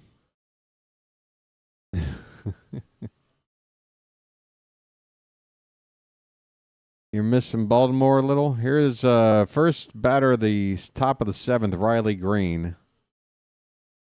Eflin still out there. First pitch was a ball. Second pitch was a strike taken. And the 1-1 is taken again. It's called a strike. 1-2 on a fastball outside corner.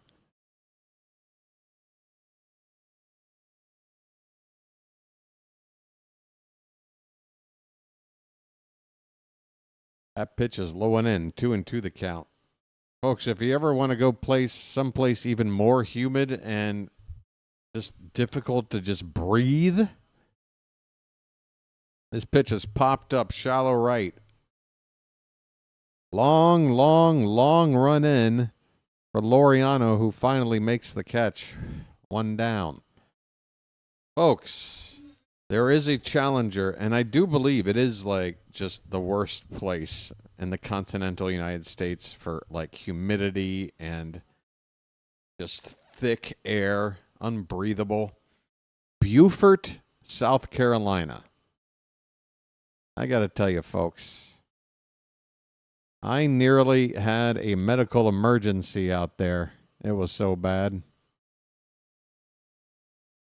Keegan Aiken's getting loose in the pen. It's an 0-1 count right now on Spencer Torkelson. And that's a called strike 2. Knee high on the inside corner. Zach Eflin, his command tonight has been fantastic. Basically throwing it where he wants, when he wants.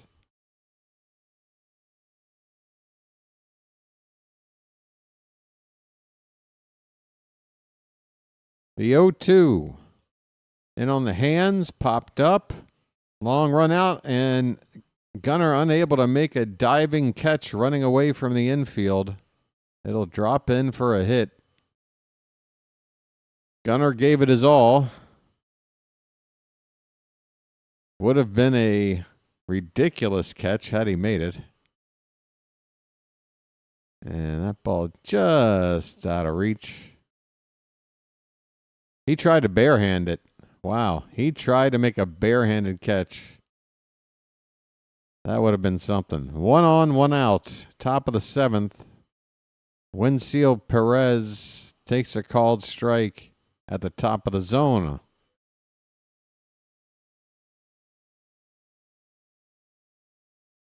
I want to know what happened to my friend. What happened to my friend Charles? I'm an idiot. And I've never been in a clubhouse. So why am I doing what I'm doing? Charles, come back. 0-2 the count on Perez. Swung on, fouled at the plate. We'll do it again.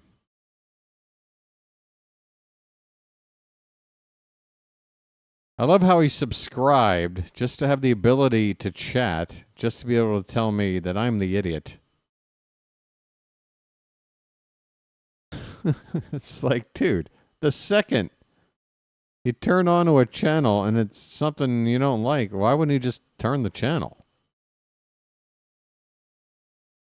Well, I got to subscribe. I got to wait a minute for it to allow me to talk. The guy waited. I got to wait. It's just, what are you doing? Oh, you want the scoreboard again? Sorry, I'm staring at the Yahoo page right now. I don't even have my my studio up to see what's up. Okay, sorry. I just felt like you guys really enjoyed the view.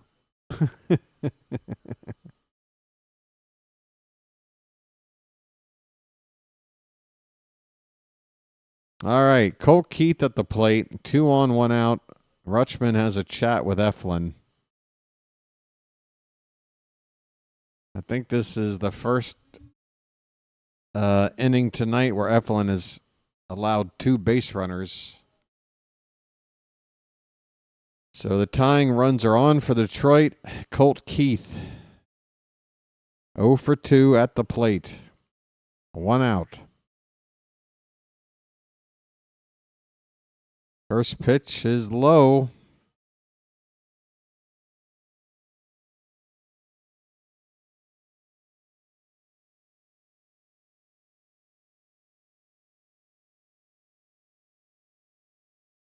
The 1-0. Oh, gosh. Right field. That one's crushed. It's off the top of the scoreboard. It's played well out there by Laureano. He fires it back in, but a run will score. It's 2nd and 3rd with only 1 out, and it's now a 2-1 ball game. Tigers have the tying run 90 feet away with less than 2 down. And all you can do is sit here and think about that 1 for 12 with runners in scoring position tonight for the Orioles.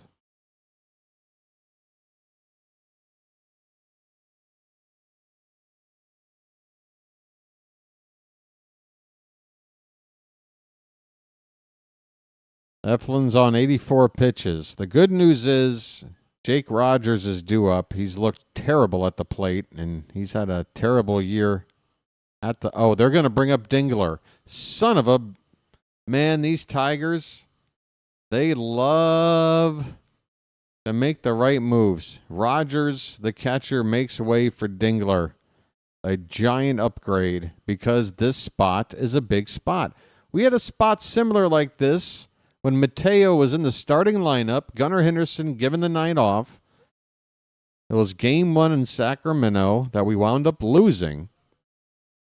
It was around this part of the ball game. I'm like, I know it's early, but I feel like you got to just pinch hit Gunnar now because you got 2nd and 3rd. It's a 1-run game. Same situation. Tigers are doing it. Tigers understand when to bring in their starter when it's a big moment. And this is the catcher position where normally you don't see it that often as much as another position. Meanwhile, Zach Eflin, after a mound visit, is going to stay in the ball game. 84 pitches.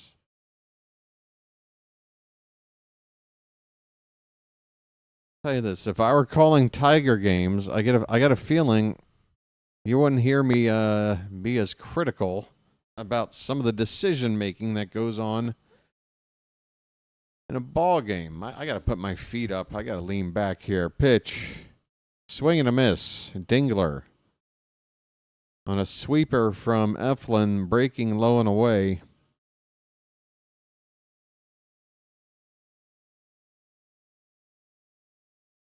Second and 3rd, 1 out.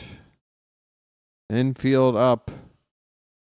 And on the ground, right to the third baseman. We got to play at the plate. You are out, sir. Go sit down. The Orioles bring the infield in. Arias cleanly fields a ball hit his way. Fires it home. Perfectly executed. to get the second out of the inning and keep the lead. Oh, we needed that. Besides that, it's all in the reflexes. Perfectly executed by Arias. Perfect throw. You don't have a clear throwing lane with that runner going down the line. And we got a really nice angle that showed how Arias made a perfect throw. Zach Eflin is departing to a standing ovation. He goes 6 2/3 innings of one-run ball against the best team in baseball. What more could he do? Keegan Aiken is coming on, folks. Call to the bullpen.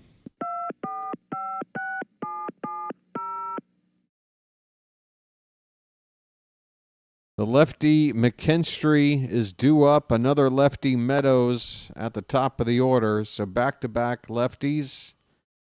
Then you got Gleyber Torres, a righty, and then 2 more lefties, Carpenter and Riley Green. So 4 out of 5 lefties. Hence the move to Aiken.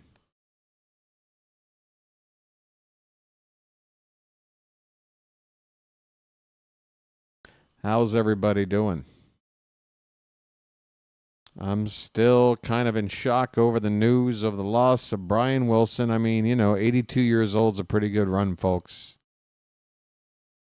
So it's not so much the shock of, lost him too young. Honestly, with the life he was living and the mental health issues that he had to deal with for decades and decades, I would say 82 was a pretty damn good run.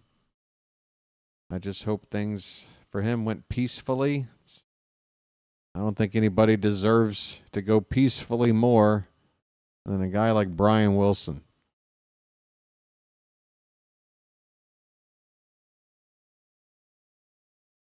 Those tunes will never go away. All right, Aiken is on. First pitch is swung on a miss. Jahmai Jones is on to pinch hit as the Tigers once again just going with counter moves. And Jones, 0-1 swinging, fouls it straight back. It's 0-2. This is the 30th appearance for Aiken. He's got a sub-3 ERA. It's looking like another just consistent and somewhat underappreciated season for this lefty. 0-2 pitch a bit inside, 1-2 on Jones.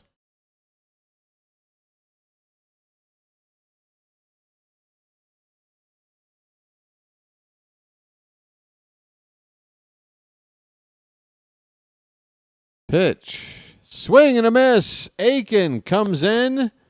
The Tigers pinch hit a right-hander. It don't matter.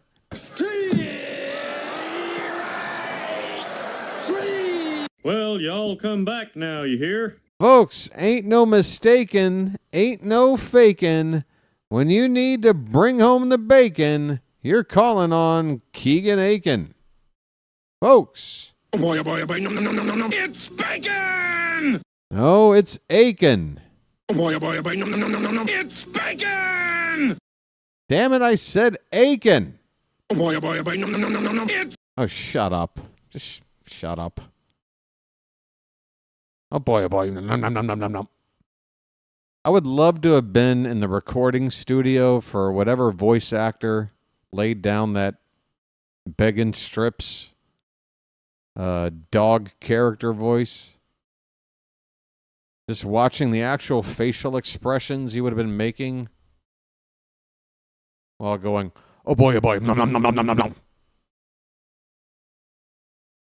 It must have been a treat. I did have a gig for a little while in my 20s recording audio for voiceover work at a production house in D.C.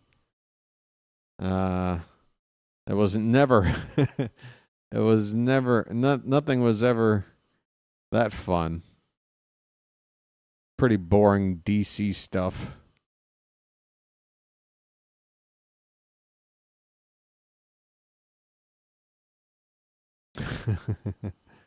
How much was the haircut today? Who, me? I haven't been to a barber now in like a month and a half. I have absolutely let it all go, folks.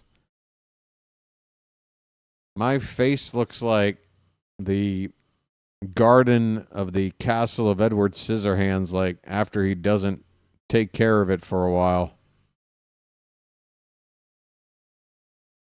All right, folks, here we go. Oh my God, I forgot this whole time. We've missed it. We got to sneak it in right now, folks. Get them on the chat.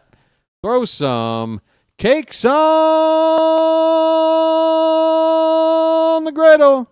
We are going into the 7th inning stretch, into the bottom of the 7th.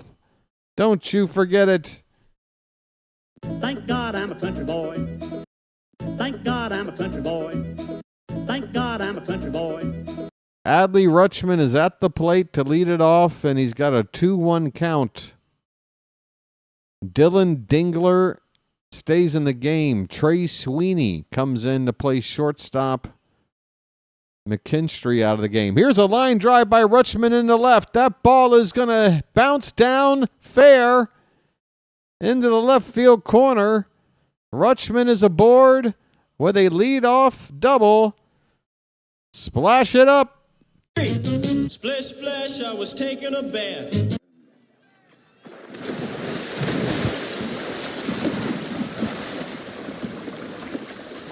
All right, folks.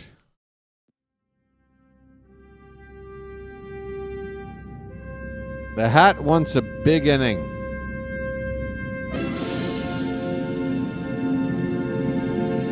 Come on, we need to tie this series up. Gunner at the plate, low and away, ball 1. Tigers scored in the top half of the inning to make it a 1-run game. The Orioles looking to get that run back, hopefully more.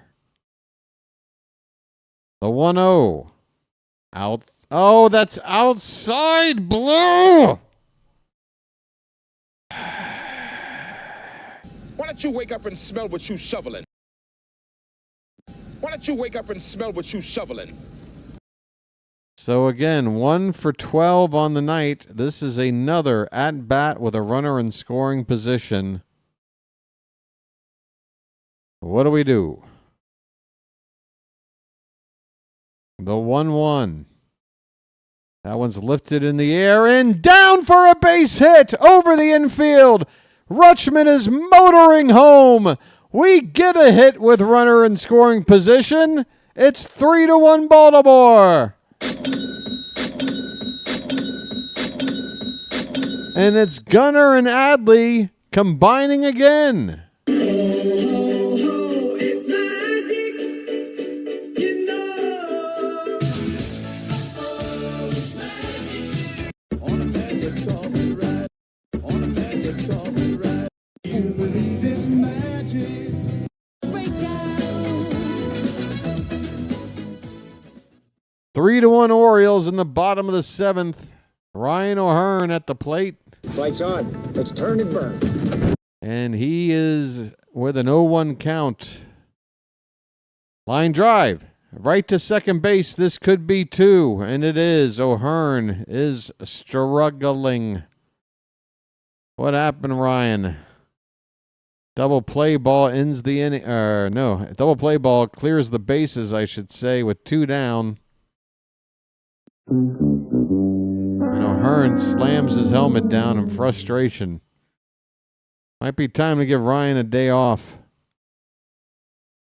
I have noticed. I didn't want to say anything too soon because how do you sit there and criticize the guy who's easily been the most consistent hitter on the team all season? But that's why it's so easy to recognize it when you see it. Ryan O'Hearn, I'd say about 3 or 4 games now. I guess coming out of that Seattle series hasn't looked the same. Hasn't quite looked the same. And with Scooble on the mound tomorrow, I would also argue that one less... I mean, if O'Hearn's already struggling, and then you're going to put him in there against the best lefty in baseball tomorrow, that's not going to help his... I would definitely give O'Hearn the day off tomorrow. Mayo can play first base. Anybody can DH, whatever. I'm giving O'Hearn the day off tomorrow.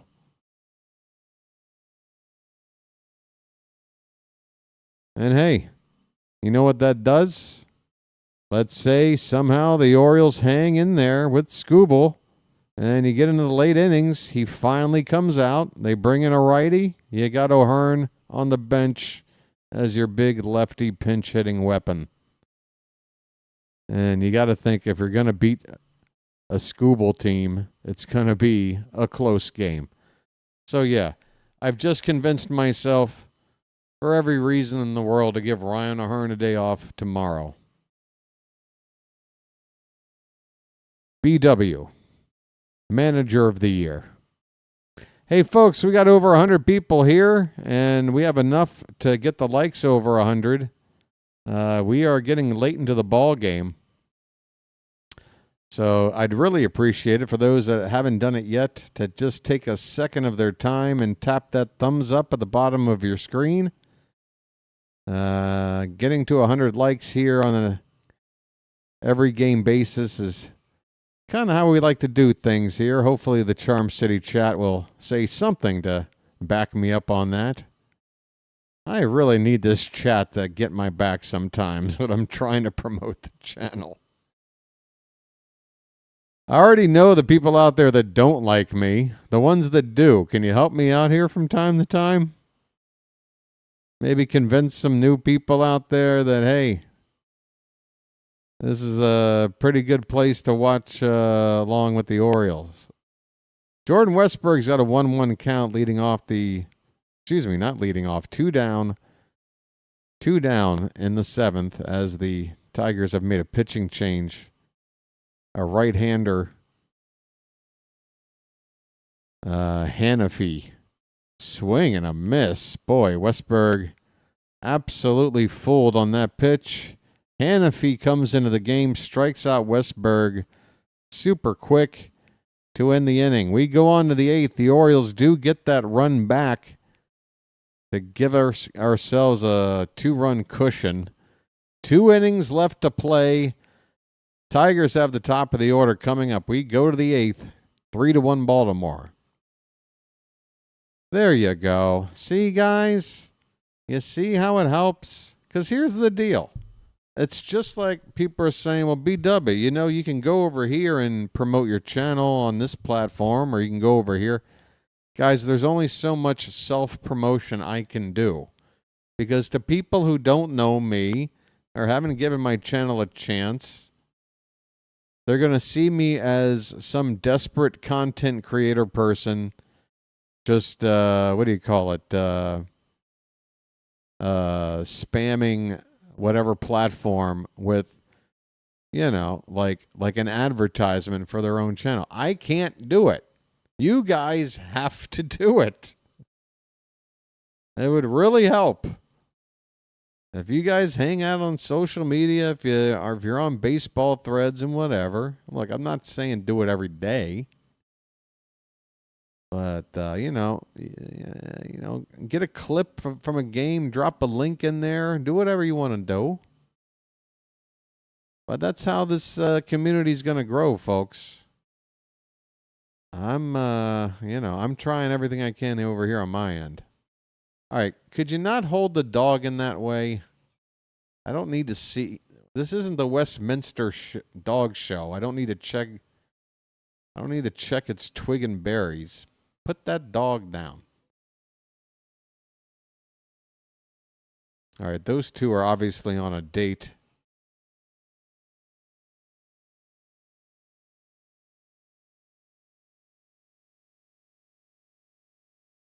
Nobody's on my Twitter, Slater, so tweeting my stream out doesn't really do anything.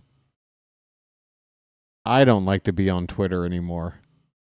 I only go there to get lineups and updates from beat writers for the Orioles A couple of other things. That's it.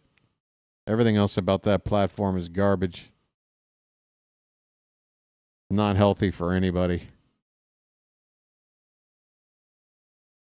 Hang in there, folks. I got to refresh the game.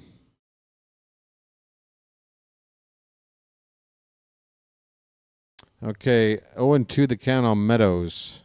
Brian Baker is on as the setup man for Bautista. Top of the order here for the Tigers. 0-2 the count on Meadows. Check swing, and he went around. Sit down.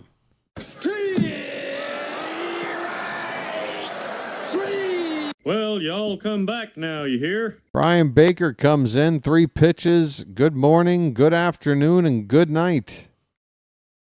1 away in the 8th. Here's Gleyber Torres.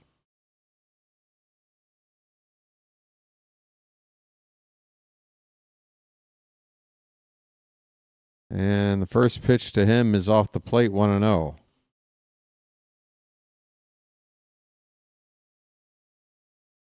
Do you follow me on Twitter, Slater?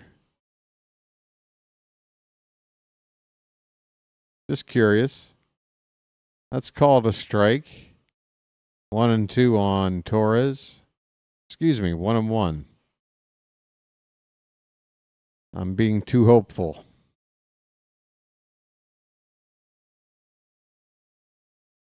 All right, now make a 1-2 after a well-placed slider on the outside edge.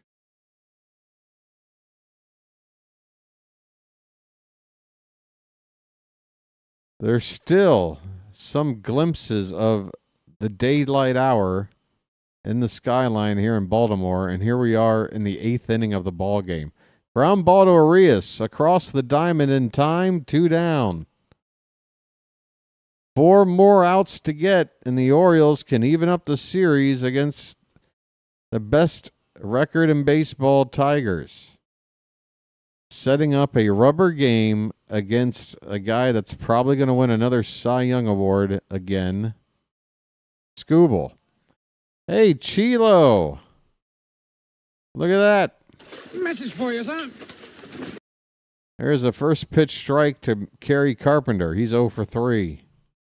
Message for you, son. Folks, some generosity in the Charm City chat. It's been a minute.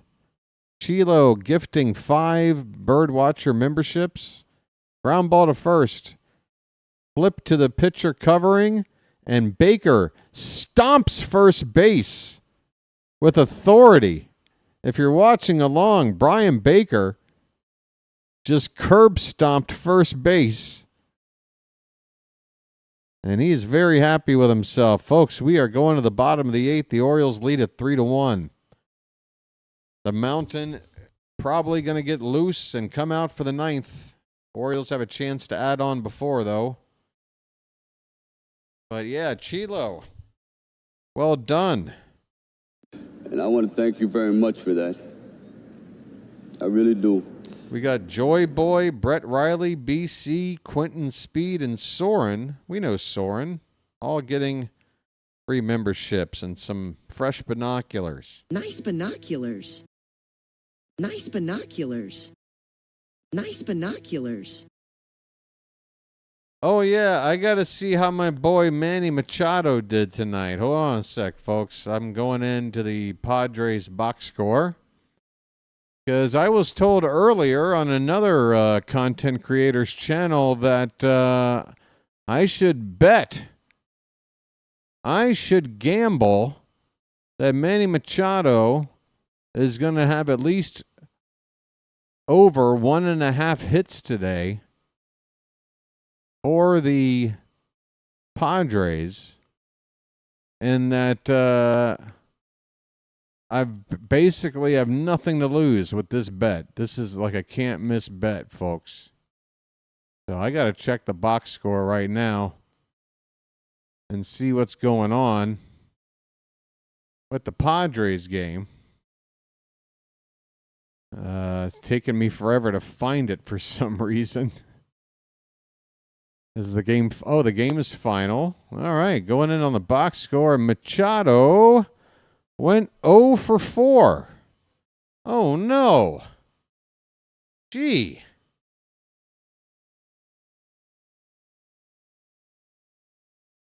Ain't that something? Machado goes 0 for 4. Colton Cowser's at the plate, folks. First pitch is a strike, and the next one looked like it hit the top of the zone. It is a strike. It's 0-2 on the milkman. Folks, get those cows up quickly because he's already in an 0-2 hole. That pitch is in the dirt, 1-2. Wow, folks, I was under the impression that it was a can't miss bet. You know, it's always good to have content creators encouraging you to bet on things. I mean, there's absolutely nothing ethically wrong with that whatsoever. Am I right? So, really, I mean, right? 1-2 on Cowser. Pitch outside. Count even up at 2-2. to all those who supported us, we did it, baby. We did it. Pop the champagne. We are back in the win column at the Ryan Ripken Show. Cheers, everyone. You've been so good to me. You know, you make me want to shout. How about that? Shout. And then tonight, we're going, not really old reliable, old friend. Starts at 410, so get your bets in. Manny Machado, over 1.5 hits, runs, RBIs. Here we go. Let's go 2 for 2 this week. Back in the win column. Momentum's going. The wheel's back. Guys, here we go. Let's go 2 for 2 this week. 1.5. Manny Machado, over 1.5 hits, runs, RBIs. Manny Machado, over 1.5 hits, runs, RBIs. Manny Machado, over 1.5 hits, runs, RBIs. And then how do you end that? Wheels back. What could go wrong? What could go wrong? What could go wrong, folks? Gamble. I mean, it's a can't miss. Machado, 2 hits. 2 hits. Full count on Colton Cowser leading off the bottom of the 8th. That pitch is a called strike 3. Up and in the zone. Cowser has words with the ump, but that pitch did look in the zone. Folks, we have a super chat from Matt. Buddy, pal, friend. Message for you, son. Folks, hit the like button on Matt's super chat. Very simple message. He just says, thanks, BW. Well, I don't want to ride your coattails, but thanks, Matt. Coming right back at you. Here's Ramon Laureano. First pitch is a strike. Next one is inside. It's 1-1 on him. 1 out, nobody on in the bottom of the 8th. The Orioles up 3-1. 1 like away from 100, folks. And if we hit our goal, don't worry. I'm not going to encourage you to go bet money on something. As if I have some sort of helpful knowledge to help you win money. 2-1 pitch is off the plate. It's 3-1. That's right. BW, gloves are off. Let's see what happens now. I'm only up against Goliath. This ball's hit up the middle. A base hit for Laureano. His second hit of the night. Laureano making a case game after game that he belongs in there as an everyday player. Tyler O'Neill, I'm sorry, buddy, but we'll find you some at-bats when we can. But right now, Laureano has eclipsed you on the depth chart in my humble view. That is the deal. Yeah, should have gone. Folks, BW here. Of course, this can be clipped out of context. So this could completely backfire, right? Folks, I got to tell you, we are celebrating over here at the BirdWatcher Channel, and what better way to celebrate than to encourage you to go out right now and put a bet that, hey, Ramon Laureano is going to get over 1.5 hits tonight. Put it in the books. Signed, sealed, and delivered. Nothing unethical about this at all. Just going out there and bet. By the way, we don't have any betting sponsors on our channel or anything. There's no conflict of interest here or anything kind of gross going on with all of this, right? Right? Mullins drills one to right center field. That ball's going back and it's off the wall. Hitting third and now coming home. The relay throw is dropped. Laureano scores standing, and the Orioles have taken the 4-1 lead. Folks, we've got insurance.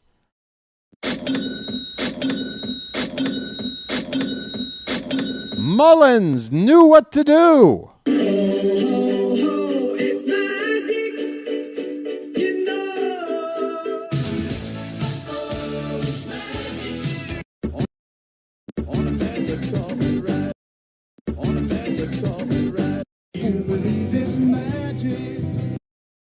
Folks,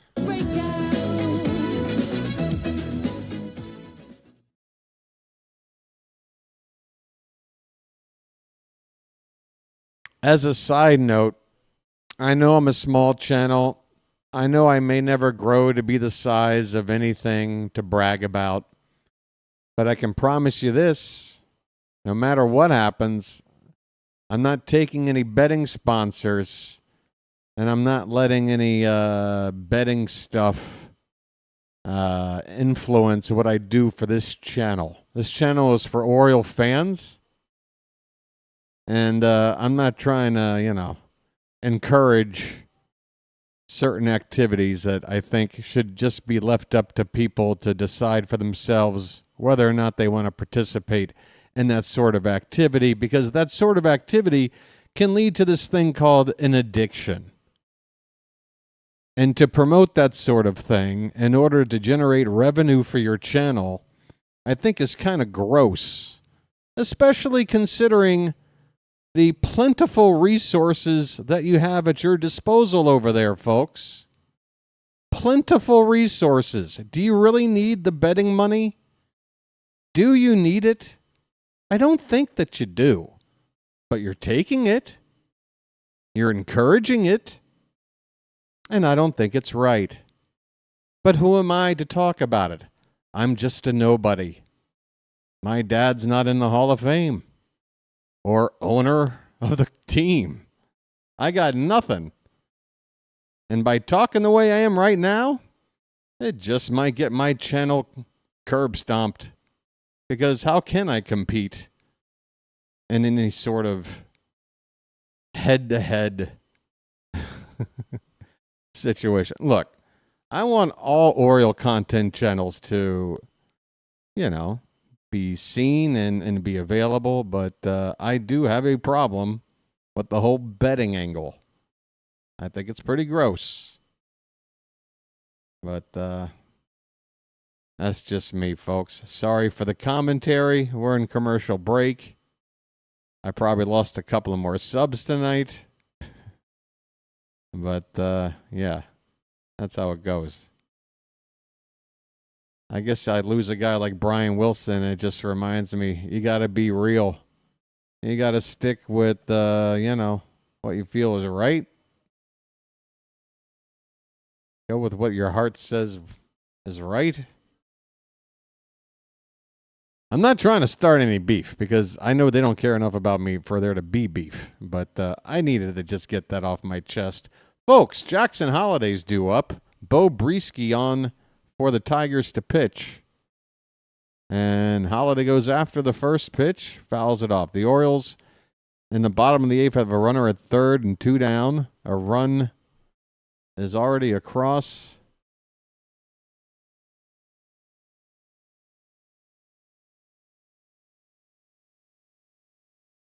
And the 0-1 is low and away. 1 ball, 1 strike on Holiday.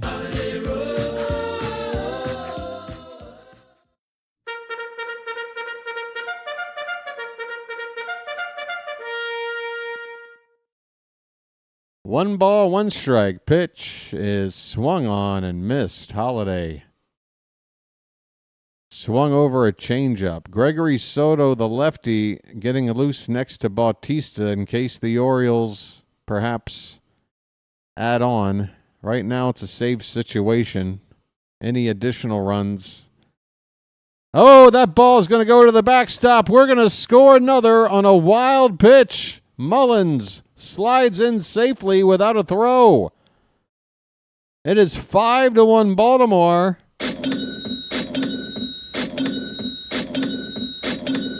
And the Orioles look poised to level up this series against the Tigers.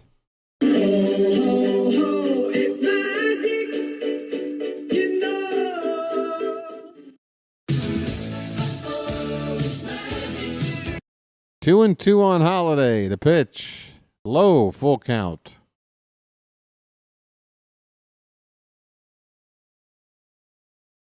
Thanks again to Matt for the super chat. Payoff pitch. Hit up the middle. Off the glove of the pitcher. There will be no play. Holiday can walk to first as Glaber walks over to the baseball to pick it up. Infield hit for Jackson. This inning is not over. 2 down, runner at first. Rutschman due up next. He's already got a 2-hit night. Oh, if only we had cashed in some of these opportunities earlier, folks, this would have been a blowout win. A blowout win.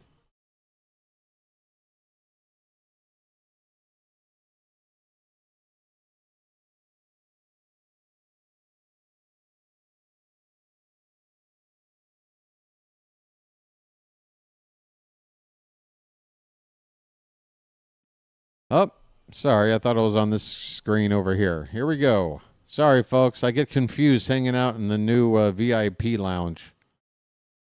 I'm still learning my way around here. Garcon. Garcon, can I get a PBR over here? The 1-0 to Rutschman. Just off the plate, 2-0.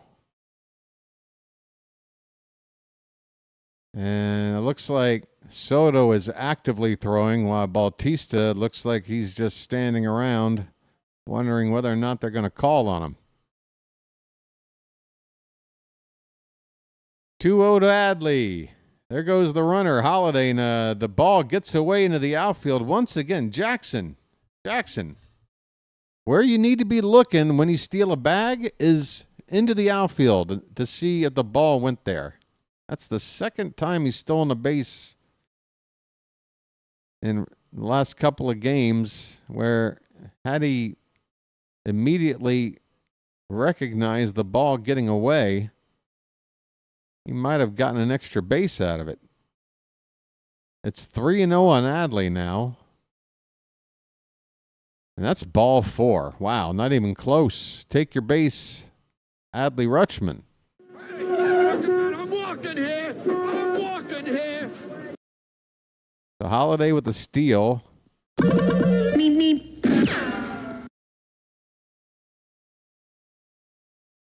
Jackson Holiday on Bark at the Park nights is a 6 for 14 at the plate. I cannot believe they have this statistic.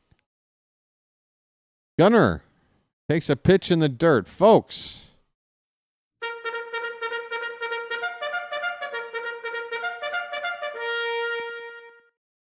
we got Jackson and Adley on. Gunner at the plate. His name's Gunner, and he's dating my mom. A 1-0 count. Pitch. Upstairs, 2-0. Let's blow this game open.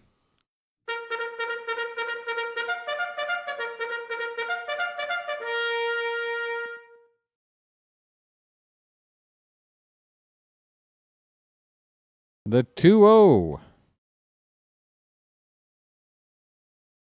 Swung on and fouled back behind the plate. Hey, Soren, how you feeling with that free membership?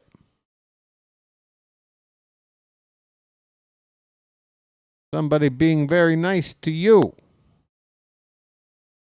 Got your binoculars on. 2-1 pitch.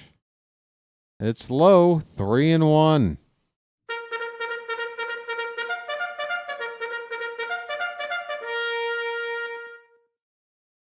That's right, Soren. Dig into those emojis. Might want to use some of those splash zone emojis. Pitch outside, ball 4, load 'em up. I'm walking here. I'm walking here. 2 down, bases loaded. The Orioles looking to blow it open.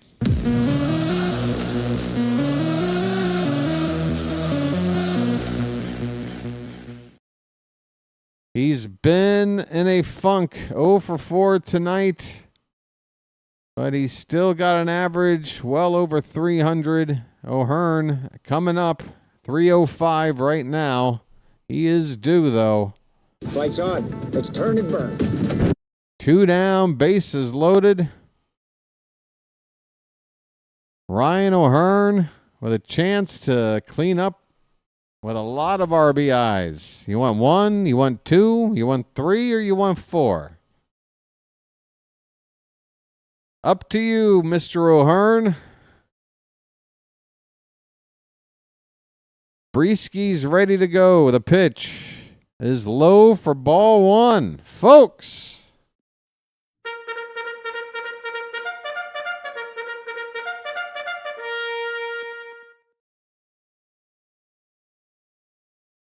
The 1-0. Swing and a miss. A changeup. O'Hearn out in front. Oh, if that was a fastball, we might be looking at a salami. Instead, the count is 1-1. Pitch. Swing and a miss. Another changeup. This time it dipped below the zone to make it even tougher. And O'Hearn is now on 2 strikes.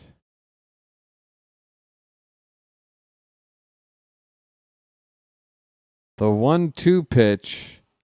That ball's hit into center field. It's a base hit. 1 run is in. Here comes another. It's a 2-run single. And Ryan O'Hearn is already out of the funk, and the Orioles have blown it open. We've got a touchdown. It's 7-1.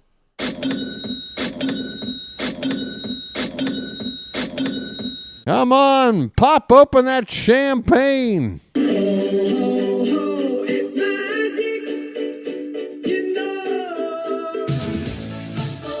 It's magic. On a magic carpet ride. Westberg takes inside, ball 1. Folks, the Orioles lineup can show what is possible when they're healthy and when they get that monkey off their back. Westberg going for the corner, and that ball's going to sneak out of here. Bye, bye, birdie. Westberg finds the left field corner. It just got out of here. His 6th of the season. And the Orioles have gotten 10 runs on the Tigers. 10-1. Celebrate.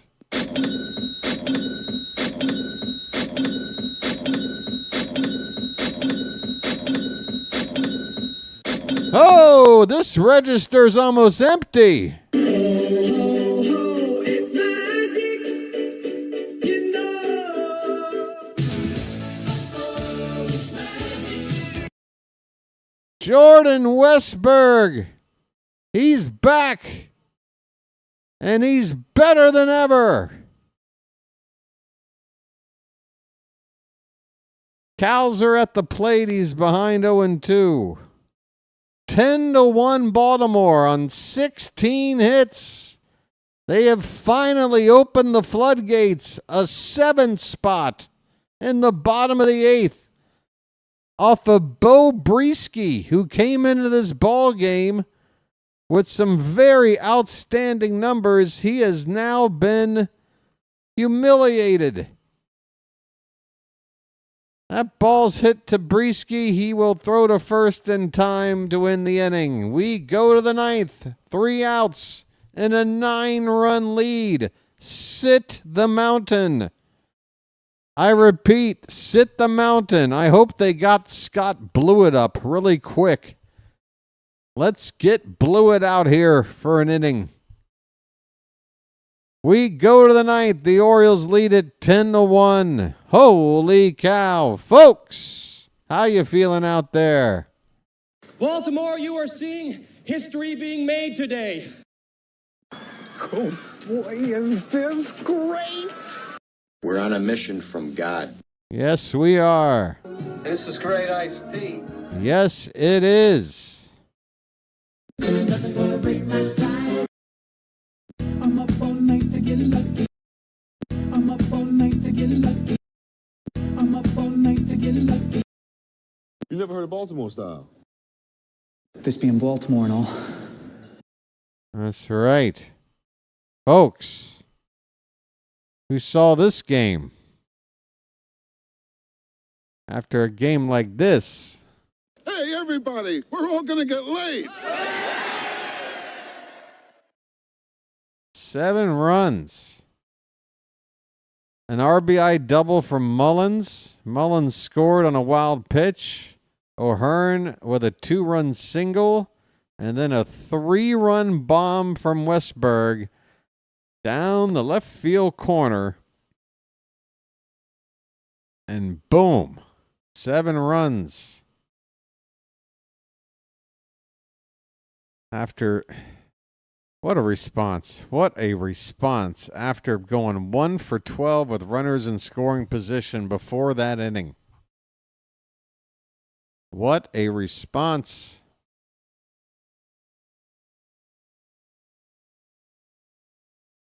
Carry this on over till tomorrow. Going up against Scooble. You know what, folks? It's such a what the hell do we have to lose? Who the hell expects us to have a chance to win tomorrow? Which is just why you say, what the hell? Why not? Why not? Good defense, good pitching, timely hitting. Let's go. Here's Riley Green to lead it off for the Tigers, and it is Soto on the mound. First pitch is up and in for ball 1.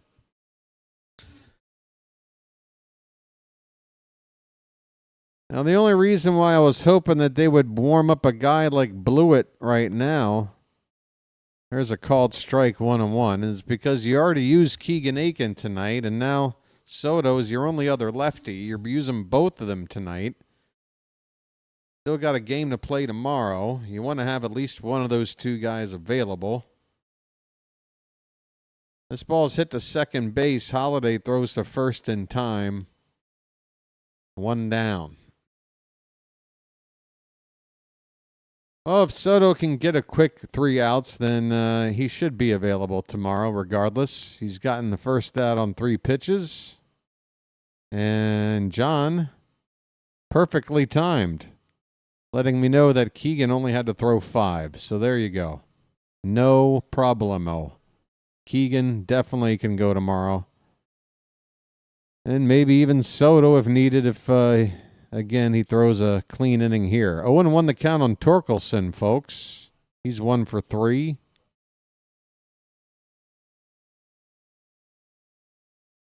Pitch. Top of the zone, called a strike. Nice location there, 0-2. Folks, after a win like this, we might have to keep this background until further notice. And I might have to start a new shirt run as well. Looks like BW is getting back into his superstitious habits. Check swing, he went. Yes, he did. Sit down. Oh, doctor.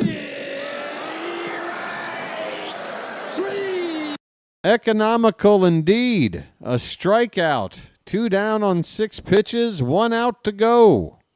Excuse me, let me amend that. 1 out to go. You don't need that scoreboard right there anymore. We got 1 out to go. Let me hear it, Charm City chat. First pitch, call it a strike. There's 1. Come on.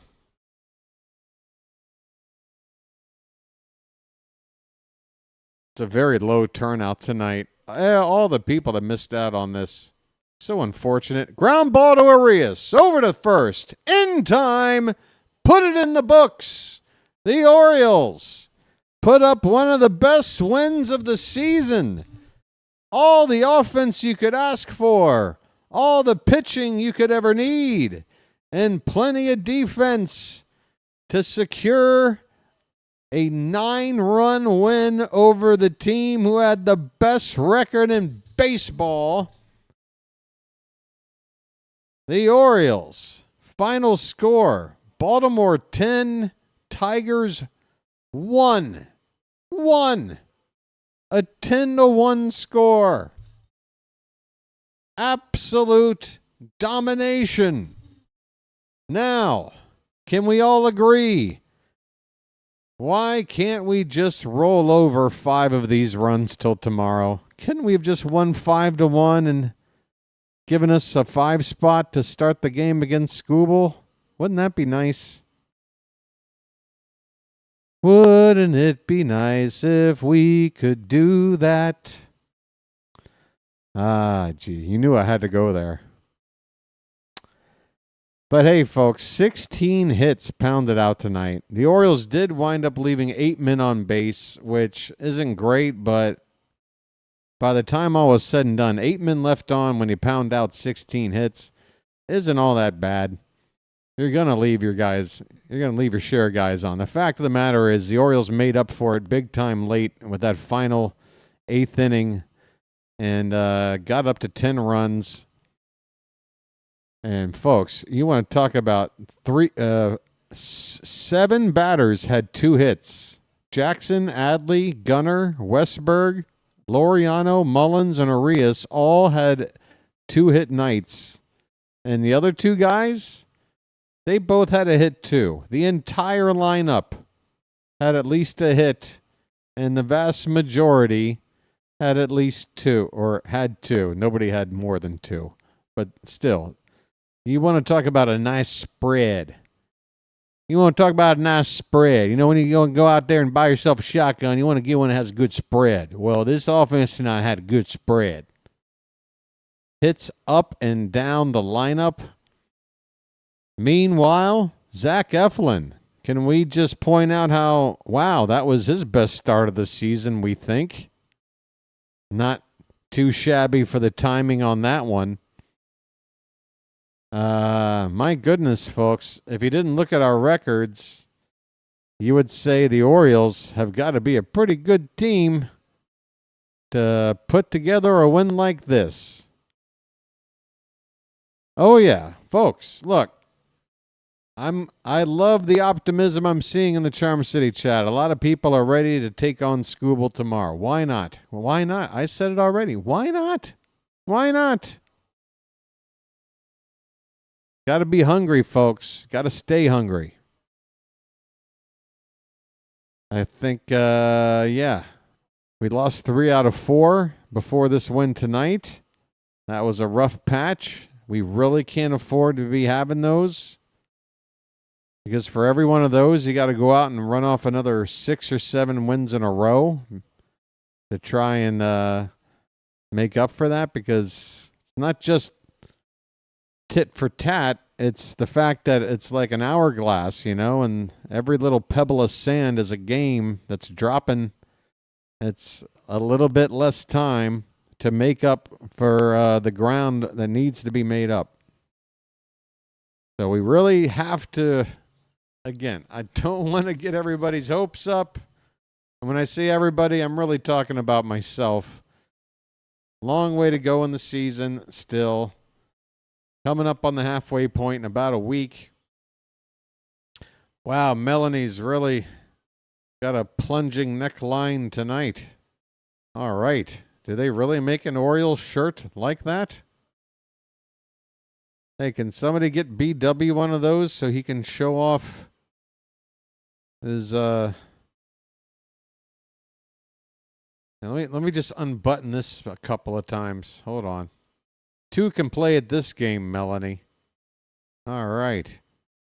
Oh wait, that's OnlyFans content, folks. No link in the description. All right. Well, here's the fun part. This is where I get to go in and talk about the state of the channel once more, because tonight was a weird one. I think I netted. Let's see. How did it work out tonight? So I got, all right. So on June the 8th, I got the 2807. And here we are on the 11th in 3 days. Plus 1 subscriber.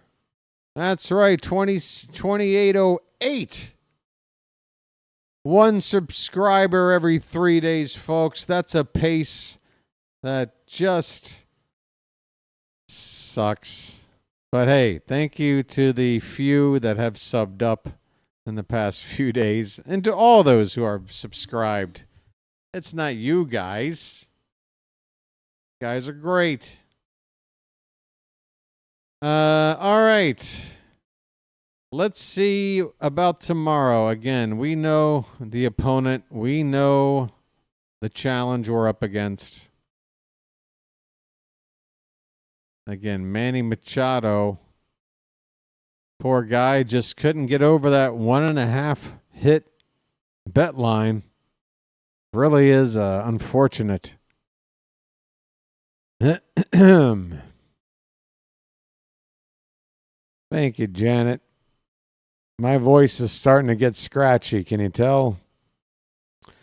So it's Tariq Skubal against Dean Kramer, folks. Dino is going to get matched up against Skubal. Skubal with a 2.16 ERA, a .82 whip.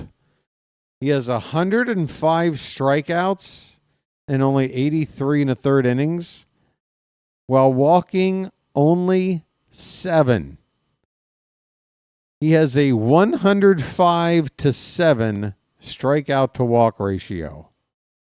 That is, that's like all-time stuff. It's all-time stuff. Soren with a late super chat. Hey, Soren, thanks. Where's the thank you button? Message for you, son. That might be throat lozenge money instead of coffee money, Soren, but either way, it's going to a good cause. Thank you. And I want to thank you very much for that. I really do. Thanks so much, Soren. So, yeah, tomorrow it's Kramer against Skubal, folks, for all the marbles. If the Orioles can win this one, holy cow, that would get us hyped, wouldn't it? Coming up after this series, the Los Angeles Angels come to town, and that's a must-win series, of course. A team that isn't playoff bound. We got to take care of business at home if we have any aspirations, or some may consider delusions, of trying to be playoff contenders ourselves. We got to take care of business. Hope you come on back tomorrow night, folks. BW is going to be on the call. And, yeah. Crazy day today. Once again, shout out to my man, Brian Wilson. It really is. I'm not trying to milk it for content, folks.